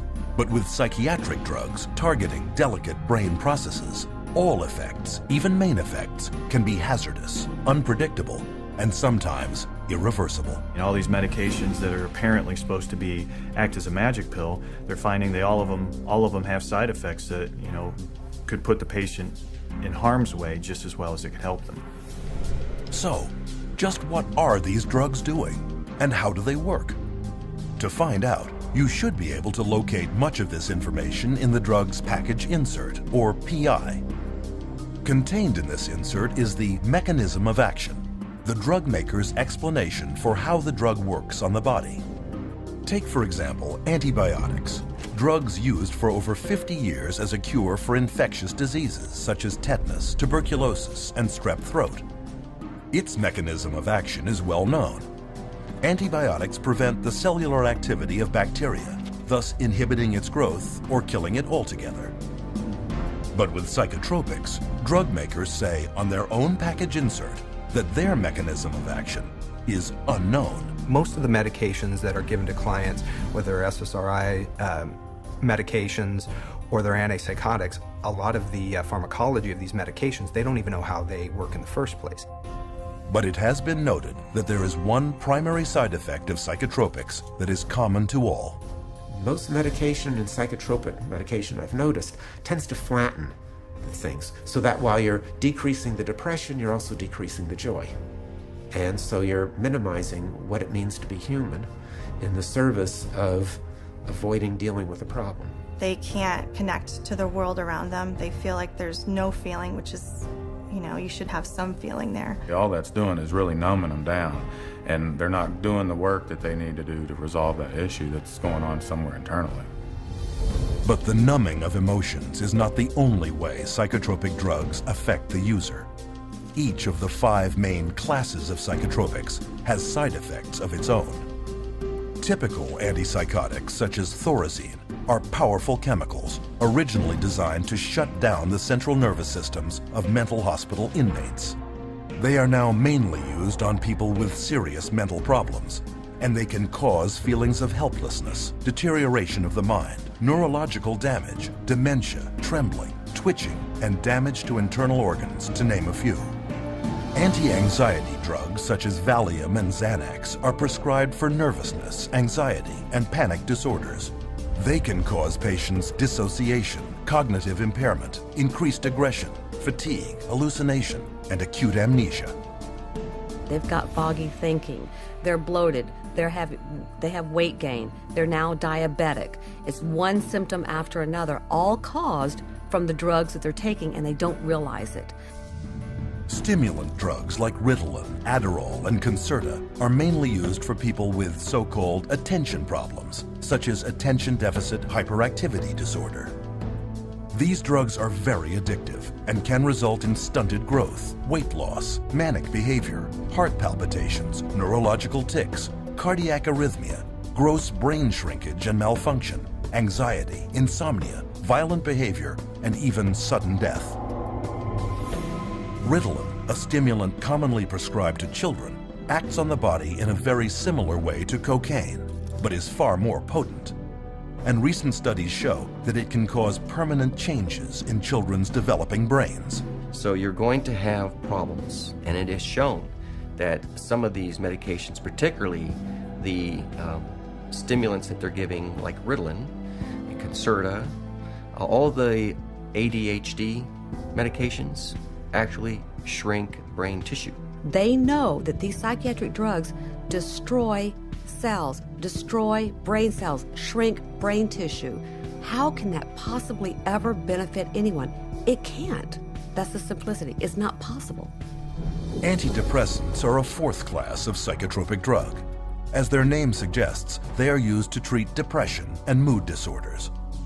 The list of side effects includes blurred vision, dry mouth, low blood pressure, internal bleeding, weight gain, sleep disturbance, seizures, impaired cardiac function, and psychosis. The most common thing that I see is the sexual dysfunction. So women having a hard time reaching orgasm or just finding that their libido is lower. And I see that with men as well. And the second most common thing I see is weight gain. I have to say it is not terribly uncommon to see a 40-pound weight gain with antidepressants. One study found that Paxil, a leading antidepressant, increases the risk of breast cancer in women by 7 times. Perhaps riskiest of all is the drugging of pregnant or postnatal women with antidepressants for depression. When the mother takes the drugs, the psychiatric drugs, or any type of drug in that, like an antidepressant or an anti-anxiety or an antipsychotic drug, that's going to affect the baby as well as the mother, not just the mom, because the baby's going to get it straight through the umbilical cord, through the bloodstream. The drugging of pregnant women has led to a 20 to 30% hazard of preterm birth, brain damage, and lower fetal age at delivery, and nearly triples the risk of severe birth defects. And the antidepressants have been shown to cause something called PPHN, which is a heart problem in newborns. And I think it's criminal to be giving medications to women knowing that their babies are going to be at risk. When mom takes Paxil, she can have a baby born with sometimes they have the limbs are missing. It's called limb reduction. They can have cleft lip. They can have serious heart defects, missing chambers, or the arteries in the wrong place. And also can be born with the organs growing outside of the body. And these are just a few of the many, many side effects of psychotropic drugs. Among the top 3 best-selling antidepressant drugs, called SSRIs, there are 1,817 possible side effects associated with Prozac, 2,194 with Zoloft, and 2,497 with Paxil. Interestingly, among these is the worsening of the exact same symptoms the drugs claim to address. They cause depression. They cause suicidal tendencies and ideologies. So they cause a lot of the very exact symptoms that they're supposed to be correcting. they're being treated for depression with a product that's going to create depression. They're treating for a psychosis with something that's actually going to create or has the potential of creating a psychosis.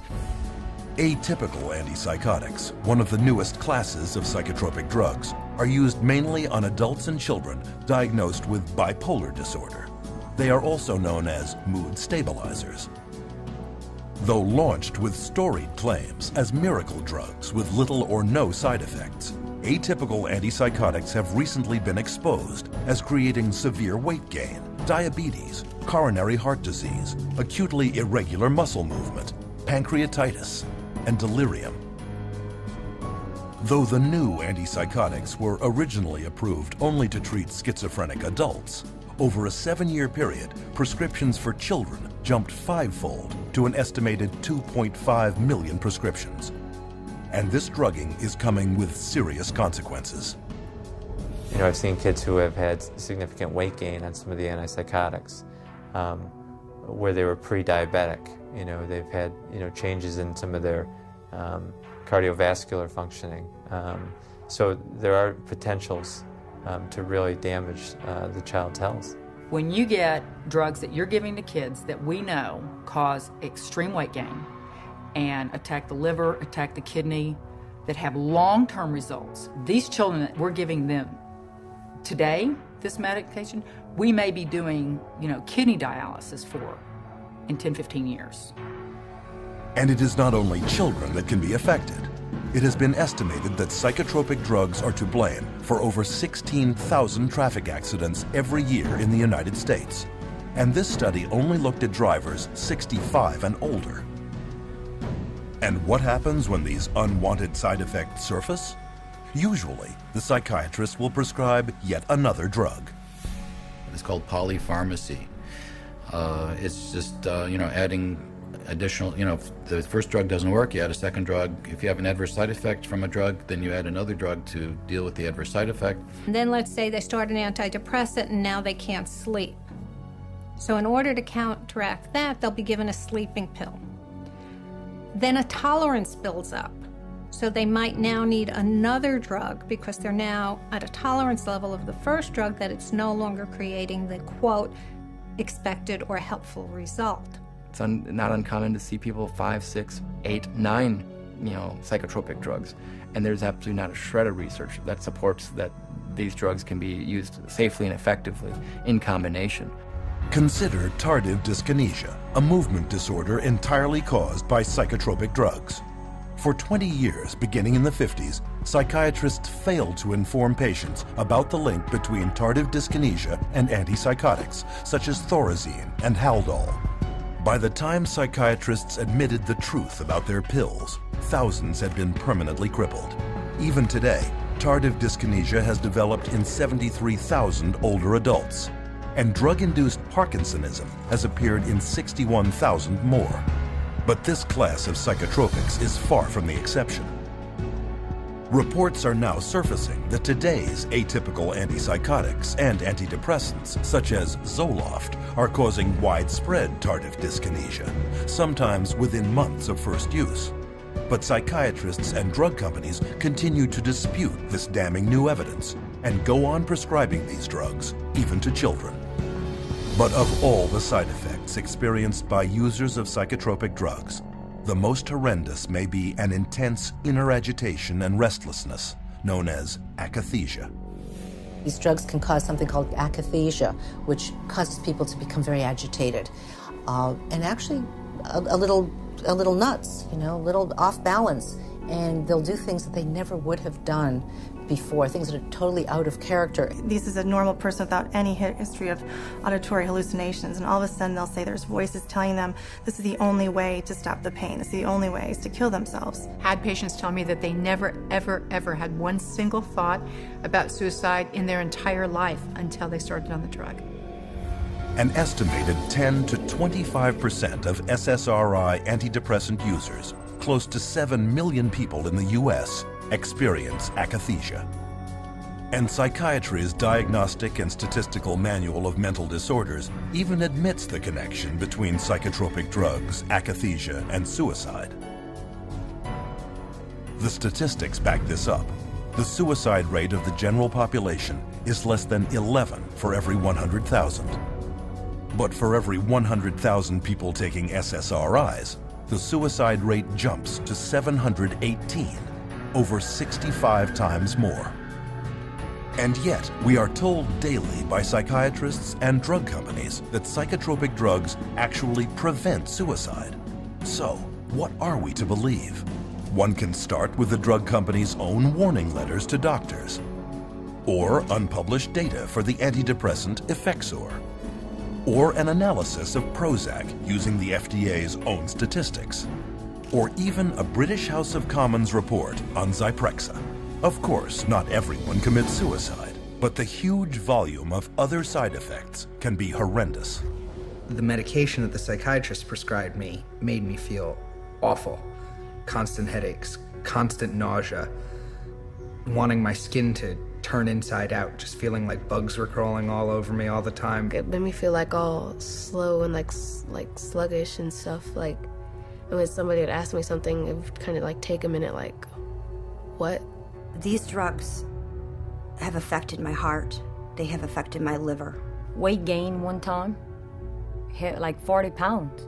These thoughts come over me like I wanted to kill I wanted to really hurt somebody. It just sucks all the life out of you, so you're like a body, like a machine. I didn't want to live. I didn't have the desire to live. I felt miserable. You just can't live, you know? You'd just rather die. Because there's no living when you're hallucinating every day. I actually tried to commit suicide with my psych meds. At some point when you realize that you are really just existing, you're not living, at some point you realize you need to take the risk to get off. But what about those who say psychotropic drugs really did make them feel better? That for them, these are life-saving medications whose benefits exceed their risks. Are psychotropics actually safe and effective for them? So what ends up happening is that someone feels good for a while, and then very often they have to have their dose increased, and then they feel good for a while, and then they might have to have it increased again, or maybe they'll switch agents.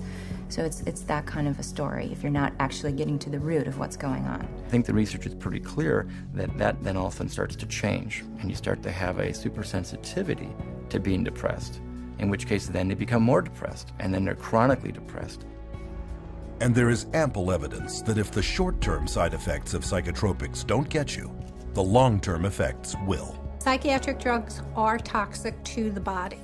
They do build up in the body and add to the body's reserve and reservoir of toxins that will suppress the immune system, and the body will try and fight them as foreign objects. If they're on these medications for years and years and years, I mean, one of the things that we know about adults and some of the, for bipolar and schizophrenia is that they're dying at younger ages, and these are adults. So if we're starting this medication approach with young kids, what is their life expectancy going to be? No one's really examined it or is looking at the big picture, which is what's it really do to a society with a proliferation of mood-altering, emotion-altering, or blunting in a society at large. And I think we're going to really see a huge, huge increase in violence and suicide and a lot of bizarre behaviors that we haven't seen, because for a very short period of time, only in the last 60 years, have we really started medicating, intoxicating our brain with these incredibly toxic substances. The very real probability of significant long and short-term side effects should give anyone considering taking psychotropic drugs great pause. But what about those already taking them, who, no matter how hard they try, cannot get off?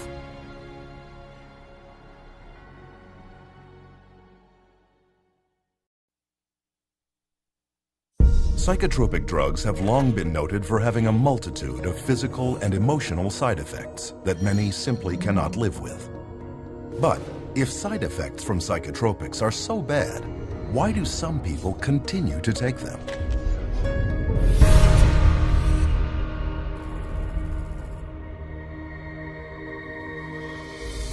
Psychiatrists, drug companies, and even government agencies are entrusted with the safety of the drugs they put on the marketplace. And while they will reluctantly admit to most side effects of psychotropics, there is one more that they almost never mention. Every single one of these drugs are addictive, psychologically and or physically addictive. They change your body's makeup, you change your body how it reacts to things. And so even though people, their psychological state, they may be over their depression, they physically will need that drug still. And so that becomes the complication of getting them off. I have people come to me on a weekend, they've run out of refills, and they say to me, if I don't take this drug, I'm gonna get sick. If I don't take this drug, I'm gonna get sick. We don't talk about psychologically, we don't talk about depression, we don't talk about anxiety. I am going to get sick if I don't take this drug this weekend. It has nothing to do with psychology. But listen to what some psychiatrists questioned at a recent APA conference had to say about addiction. How addictive are psychiatric drugs? They aren't. Only benzodiazepines. They're not addictive at all. Antidepressants are not generally considered addictive. SSRIs are not addictive. Antipsychotics, they don't cause addiction. Major tranquilizers are all safe as far as addiction is concerned. The drugs that most of us are using in neuropsychiatry are not addictive at all. So who's right? To find out, we need look no further than former patients with first-hand experience. The psychologists and psychiatrists, I went to both. They never told me that they would be addictive. They would cause me to have these thoughts. For sure, the psychiatric drugs I was on was addicting. Within six months to 9 months, I was hooked. Boy, Xanax had a hold of me. I mean, I was going through a bottle of pills every 3 or 4 days. I lost my job over it. Over a prescription drug that's not supposed to be addictive, I lost my job. The reality is that it is addicting. It will wreck a person's life. This conflict on addiction all comes down to a definition of words. Most people think of addiction as an uncontrollable psychological or physical need for a certain substance.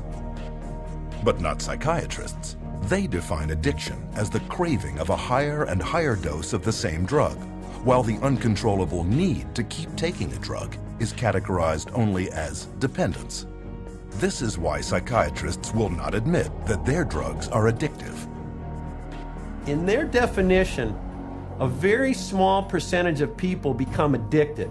The reality is a large percentage of people can't get off these drugs, and they call that dependence.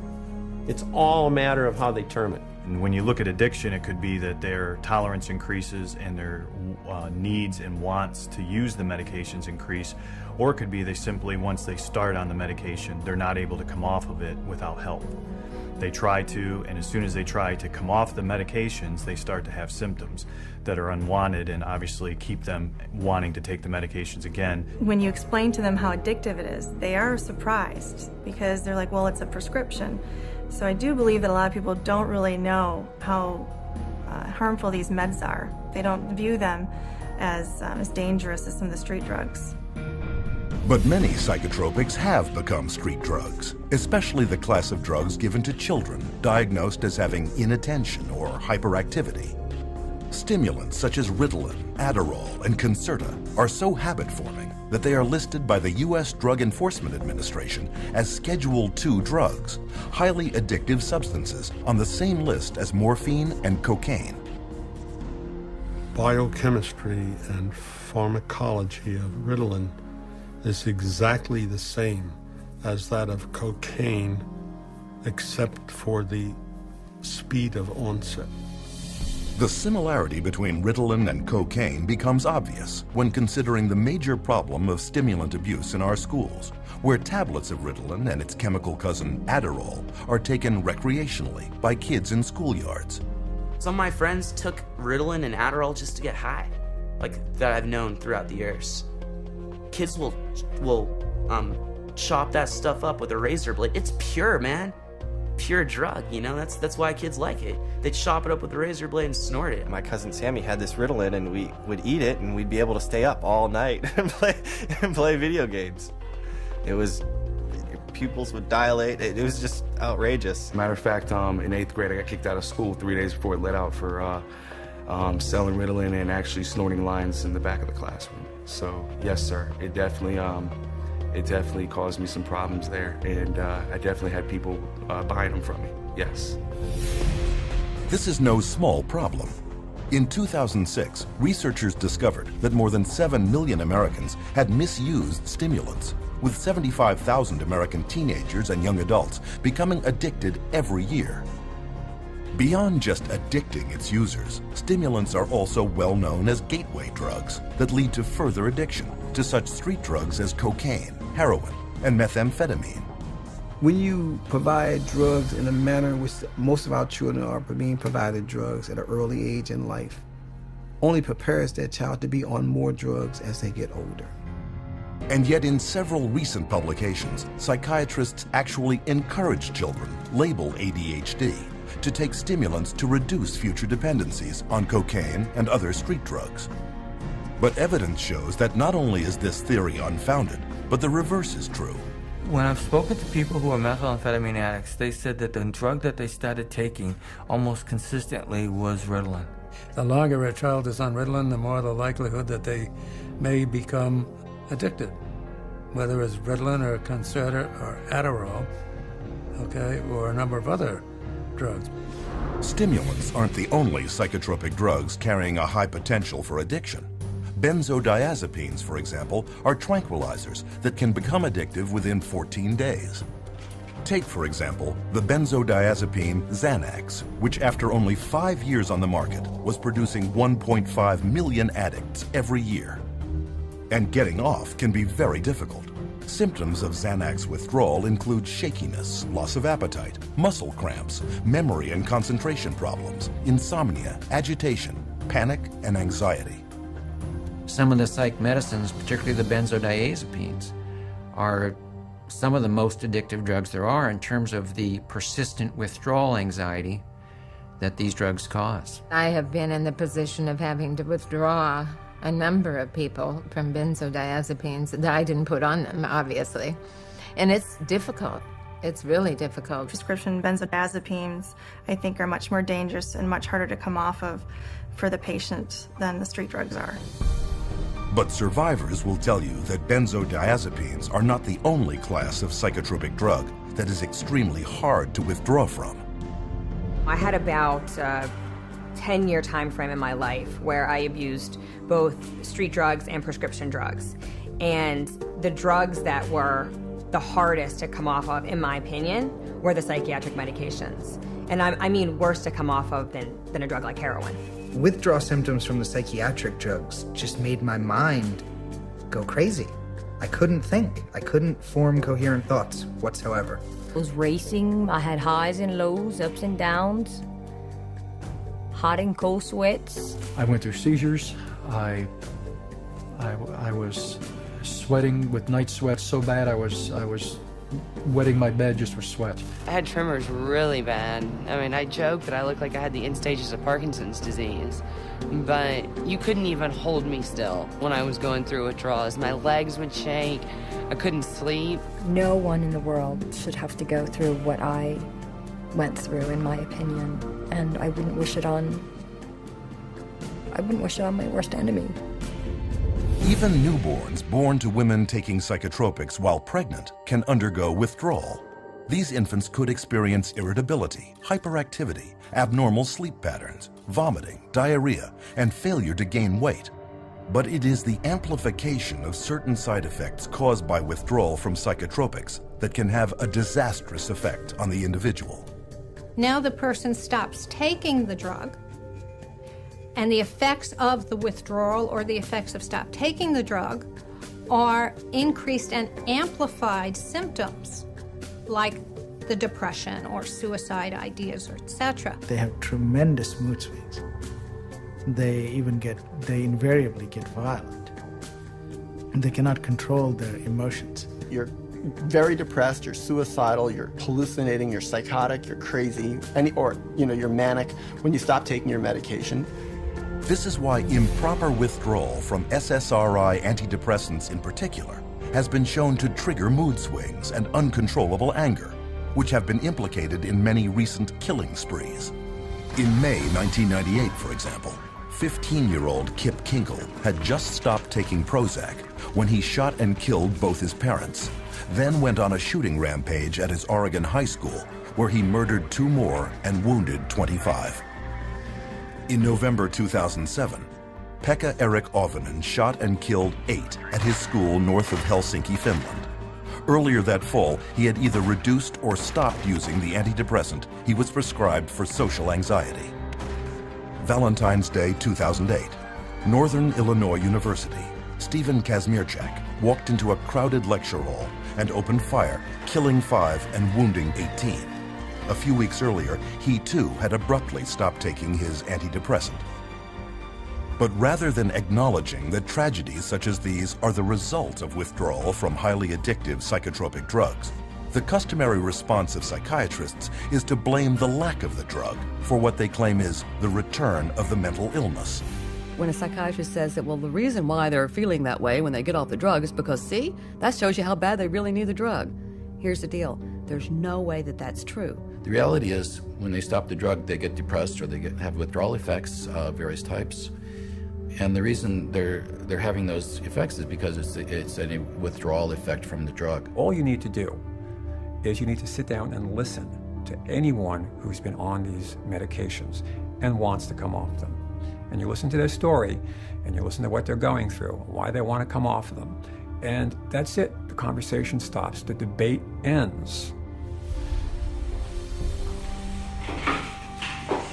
My name is Robin, and currently I am withdrawing from lorazepam, and I am at the 0.4 milligram dose. There we go.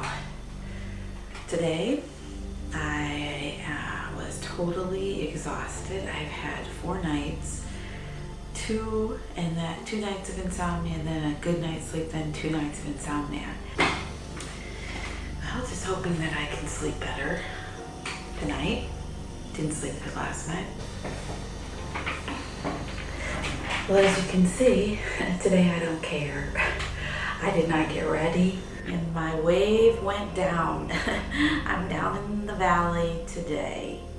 One of the side effects or withdrawal symptoms for lorazepam can be night sweats or hot flashes, a little lightheaded and kind of dizzy, anxiety, sore throat, weepy, very, very tired, grouchy, just overwhelmed, distraught, distressed. I began to experience suicidal thoughts.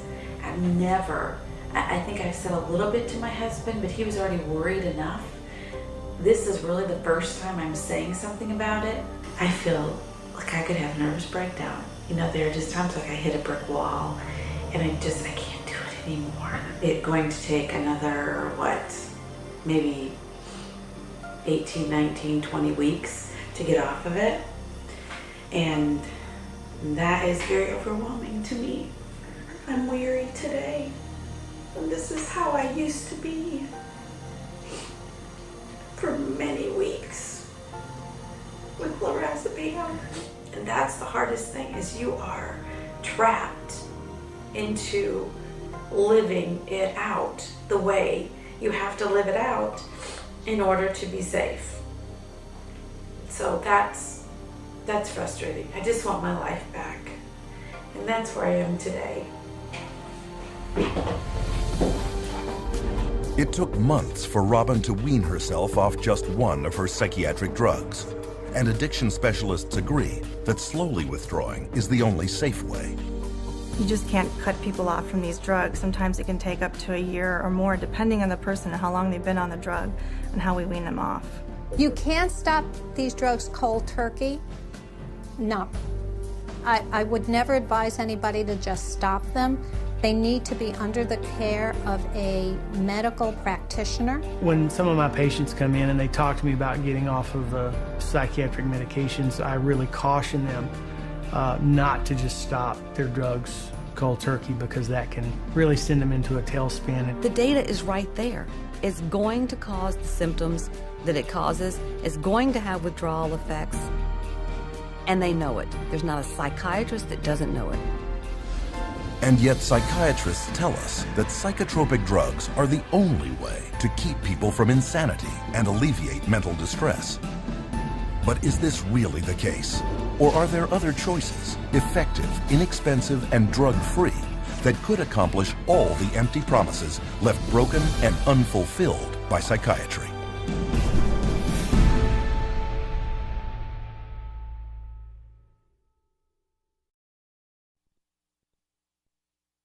After all that we have seen, should we believe psychiatrists when they claim that just around the corner is their next new breakthrough? And if psychiatry isn't working, where do we go from here?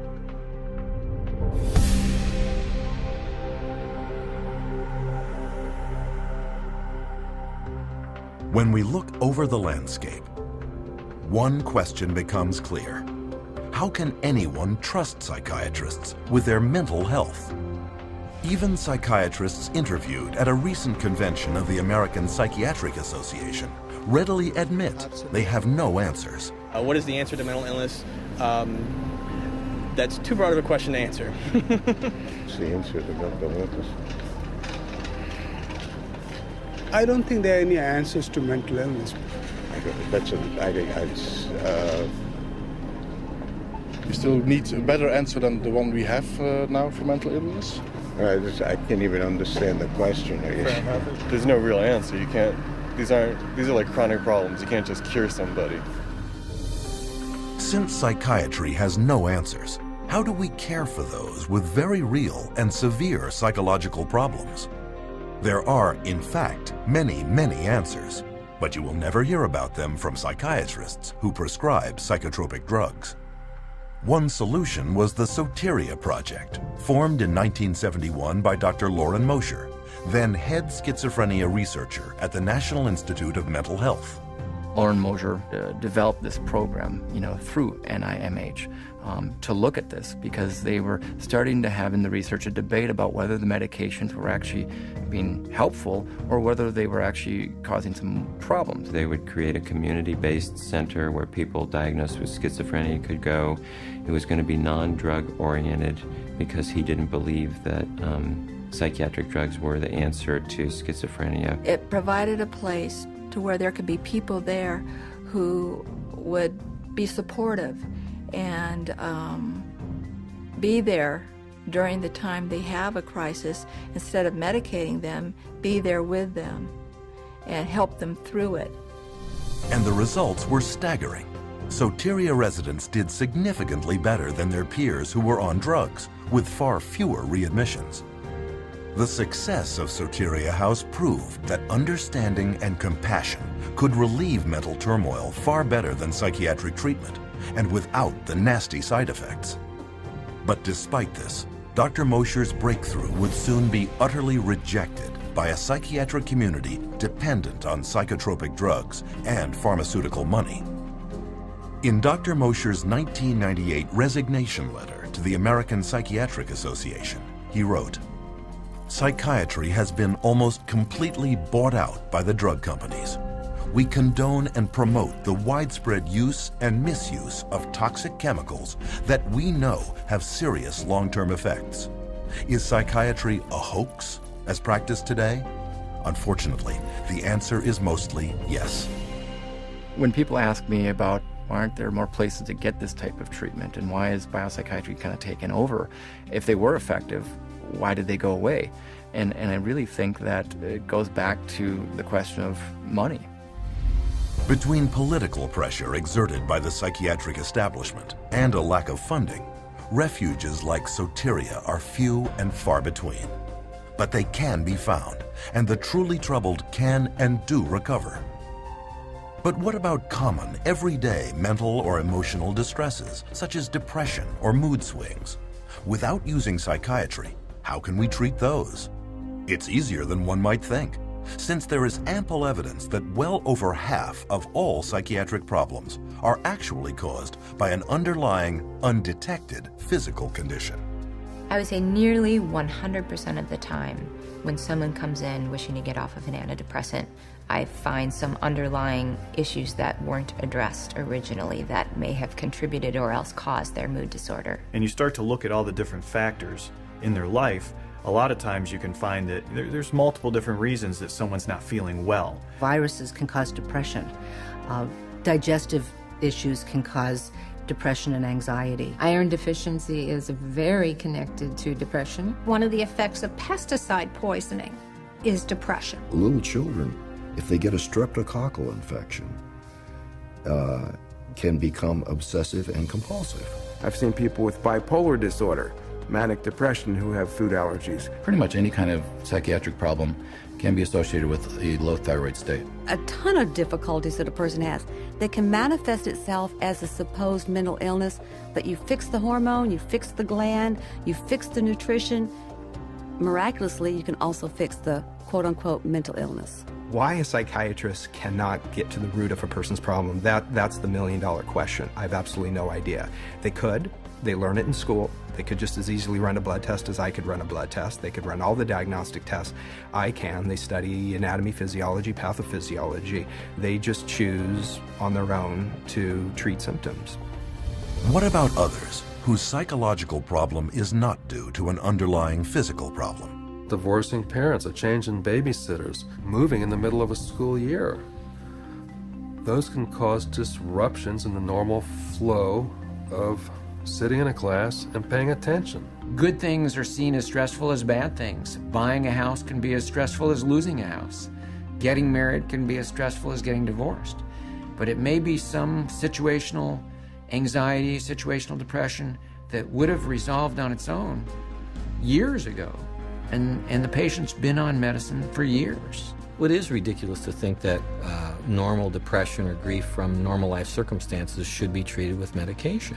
We didn't think this way before we had them, because people just took it for granted that life was difficult at times. It was stressful, painful, and, difficult emotions, be they anger, pain, sadness, grief. All these things are normal reactions, and to cover that up with medication is really to turn your back on what makes us human beings, which is our emotions. Of course, serious mental problems do at times require the assistance of others. But because of the massive money power of pharmaceutical companies that keeps paid psychiatrists propped up in positions of influence over the public, the media, and the rest of the medical field, the only treatment you will ever hear of is psychotropic drugs. But there is one thing the consumer can do: insist on full and accurate informed consent. Informed consent boils down to the patient must be told about their diagnosis and what the risks and benefits and alternatives are to the treatment. Risks and benefits and alternatives to the treatment, risks, benefits, and alternatives to not treatment. So what are the key points of informed consent when it comes to psychotropic drugs? 1. Psychiatric disorders are not actual diseases requiring medical treatment. 2. There is no scientific proof that psychiatric drugs resolve or cure any mental problems. 3. Psychiatric drugs mask symptoms and come with severe short and long-term side effects. 4. Psychiatric drugs can cause dependency and addiction. 5. Most mental problems are caused by an underlying physical illness. 6. No matter how severe the emotional or psychological distress, there are many effective options that do not involve psychiatric drugs. Unfortunately, these points are rarely told to patients. I have over 2,000 clients, and I can honestly say 100% of them that have come to me, it has either been suggested that they take psychiatric drugs or they actually have taken them. And probably 70 to 80% have actually fallen into the trap and taken the psychiatric drugs because they didn't know what else to do. 50% of patients who are not treated for depression come out of it on their own without any therapy. Okay, that's never on an informed consent, but it is a fact. So, there's never a full informed consent. But the truth is coming out. 14 U.S. state laws now severely restrict the psychiatric labeling and drugging of children. And a 2004 federal law prohibits school personnel from forcing parents to medicate their sons or daughters with psychotropics. Meanwhile, the U.S. Food and Drug Administration has slapped their black box warning label on antidepressants for suicide in children and teenagers, and another warning on stimulants for heart attack, stroke, and sudden death in people of all ages. On another front, psychiatric survivors are now successfully pursuing legal remedies for the crippling effects of psychotropic drugs. Since 2005, there have been 50,000 individual product liability and personal injury lawsuits filed against drug companies for damage caused by psychotropic drugs, an average of 34 suits a day. Eli Lilly, accused of illegally marketing its antipsychotic Zyprexa, has paid out more than $2.5 billion in settlements to 34 states and 31,000 plaintiffs. In 2009, drug maker Pfizer agreed to forfeit over $2.3 billion, in part for colluding with a psychiatric front group to illegally market its antipsychotic, Geodon. Yet with yearly pharmaceutical revenues around $600 billion, drug companies treat judgments and penalties as just a cost of doing business. In fact, billions have been set aside in advance for just that purpose. The pharmaceutical industry has such a huge financial base that even hundreds of millions of dollars in fines is basically meaningless to them. Fines for some of these transgressions are like petty cash to the big companies. They're more concerned about the reputation that might be damaged by this. The main thing they do there is just try to hide the fact, and the quickest way to hide the fact is to quickly pay the fine and get out of town. And this opens the door to enterprising attorneys, but they have to be prepared. Lawyers need to understand that they do not receive adequate scientific training to conduct these cases by themselves. They need to gather together a team of experts who will help them to do these cases wisely and well. And then other people will begin to see the rates of success that we have had over the last 12 years doing what I call science-intensive litigation. You have to go to the experts in the field and say, okay, bring your expertise to bear, come to court, and tell people what you know. I have found that there's an overwhelming number of people that when they see the atrocities that have occurred with psychiatry and the way people have been treated, they are very willing to come over and testify against psychiatry and testify against techniques that are being used. The court system is just one area where people are speaking out. You too can help by sharing this documentary with coworkers, clients, patients, friends, and loved ones. In doing so, you will answer our final question. What can I do to protect our world from the scourge of psychiatry and psychotropic drugs? Get the facts at cchr.org.